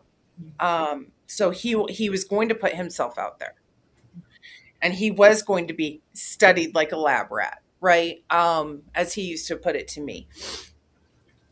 But he just couldn't. He couldn't make it, and that's okay. That is okay. Because, and what has happened since and transpired since my son's death is this officer, like I started off saying, he has this awareness of mental health and what needs to change, and he wants to go make that change. Yet he's struggling with, how do I make this change when this is a federal issue? This is a federal thing. A lot of people don't understand that it is across the board, I think, in all 50 states, that at the age of 14, you have the right to refuse. But yeah, I'm responsible for their health insurance until they're 26. Please explain this to me. Like, I don't get it. That's Um, what I was asking earlier. That just does not make any sense. But Jan, I do want to ask you one question. Okay, mhm. are you okay? I have my days. Yeah, I'm So, hoping more good days. I have more good days. Were you talking to me? no, I was talking to Keith. Um, I have more good days than I do bad. There will say there's certain times of year, and I don't even think about it. It just hits. Um, I don't know why this year's hitting different than the rest of the years, and and maybe it's because I'm getting old. Now you know how I feel. Um, I'm the same way. Don't you see all this? All Uh, this fight? It mm, didn't used to be like that. I got the streaks. okay, so Keith, trust me, I asked her that the first year. This is actually kind of a second birthday for Pat. This is his way of having his voice heard, and we do this every year for the mental health aspect of this. And yes, it's hard. It is, but this is his voice, and I wouldn't put her through this if she didn't want to do this. I promise. This is not. I'm making her do anything. Have you tried to make Janet do anything? Seriously. And suicide runs deep in my family. And maybe that's the reason why it's hitting me so hard this year, is I'm looking at the next generation coming up. I really am. I'm looking at my grandchildren, my grandsons. They are absolutely perfect, right? And they are just They are my pride. They as much as my kids are, right? Here I have these grandsons and they're absolutely wonderful. And I look at two of them and I see my boys. And I don't want that generational curse to come down upon those boys. I don't want Megan to ever feel the way that I feel sitting here today. That would kill me. Well, It we're would all literally, here to it make would sure literally touch me, right? that doesn't happen. And you know, And, and in that all reality, we can't fix it, but we can be there as much as we can. Yeah. right. And so, I really I want the laws to change around mental health. I want the stigmata to change around mental health. I want the bullshit to just calm down and realize that what we lack in this country is mental health. From working from service members,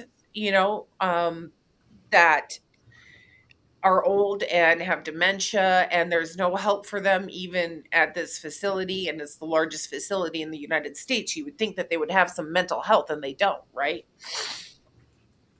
um to our young kids and the bullshit that they're going through nowadays. We really need to focus on mental health. And I've been saying this for years and years and years, and I worked in mental health. It needs to change. We need bigger facilities. We need more people. We need more help. We need more understanding. Um, Adequate we, training. we don't need people going, oh, it's okay that you feel that way. No, it's not okay that you feel that way. It's not okay that you think that way. That is not okay. That is not normal. That is not natural. And we need to figure out what is going on inside of your head, and we need to fix it, because the only thing that we're doing it is masking it and making it worse. Okay, we have got to go to the next segment. Jan, I want you to stay on for these readings for just a little while. Oh boy. The next segment is in the next studio. We have to end this studio. Yeah, he's going to send you the link because I want you in for these readings. Yeah. So we're getting off of this one, and We'll send you the Lynn, link. you haven't said one word. Who? That's quite all right. I'll be talking a lot for the next hour. She is. The next segment is on her. But I wanted her to be able to hear all of this as well, because this way she gets to know me a little bit, and all of you. Yeah, no, this has been, thank you for allowing me to be here and sharing all that and being the amazing person that you are, truly. I look forward to our next segment, and I guess I'm gonna press some buttons and then log on and press some other buttons, and I'll see y'all in like a minute. Absolutely. Megan, get with me, Mom. Yes, we have. You got any ideas? Let us know. All right, ladies and gentlemen, I am going to go ahead and cut this feed, but stay tuned. If you're on Facebook or YouTube, we'll be on. But well, I won't be on the next segment. My part is done today. But Jan, Thank you for everything you've done today. Thank you, Jeremy. Jan, we're here for you, and thank you for sharing your story today. Thank you. I appreciate it. All right, ladies and gentlemen, thank you so much for joining us. Stay tuned, because we will have Adrienne, Zach, Jan, and Lynn on the next segment for the 1 hour tarot.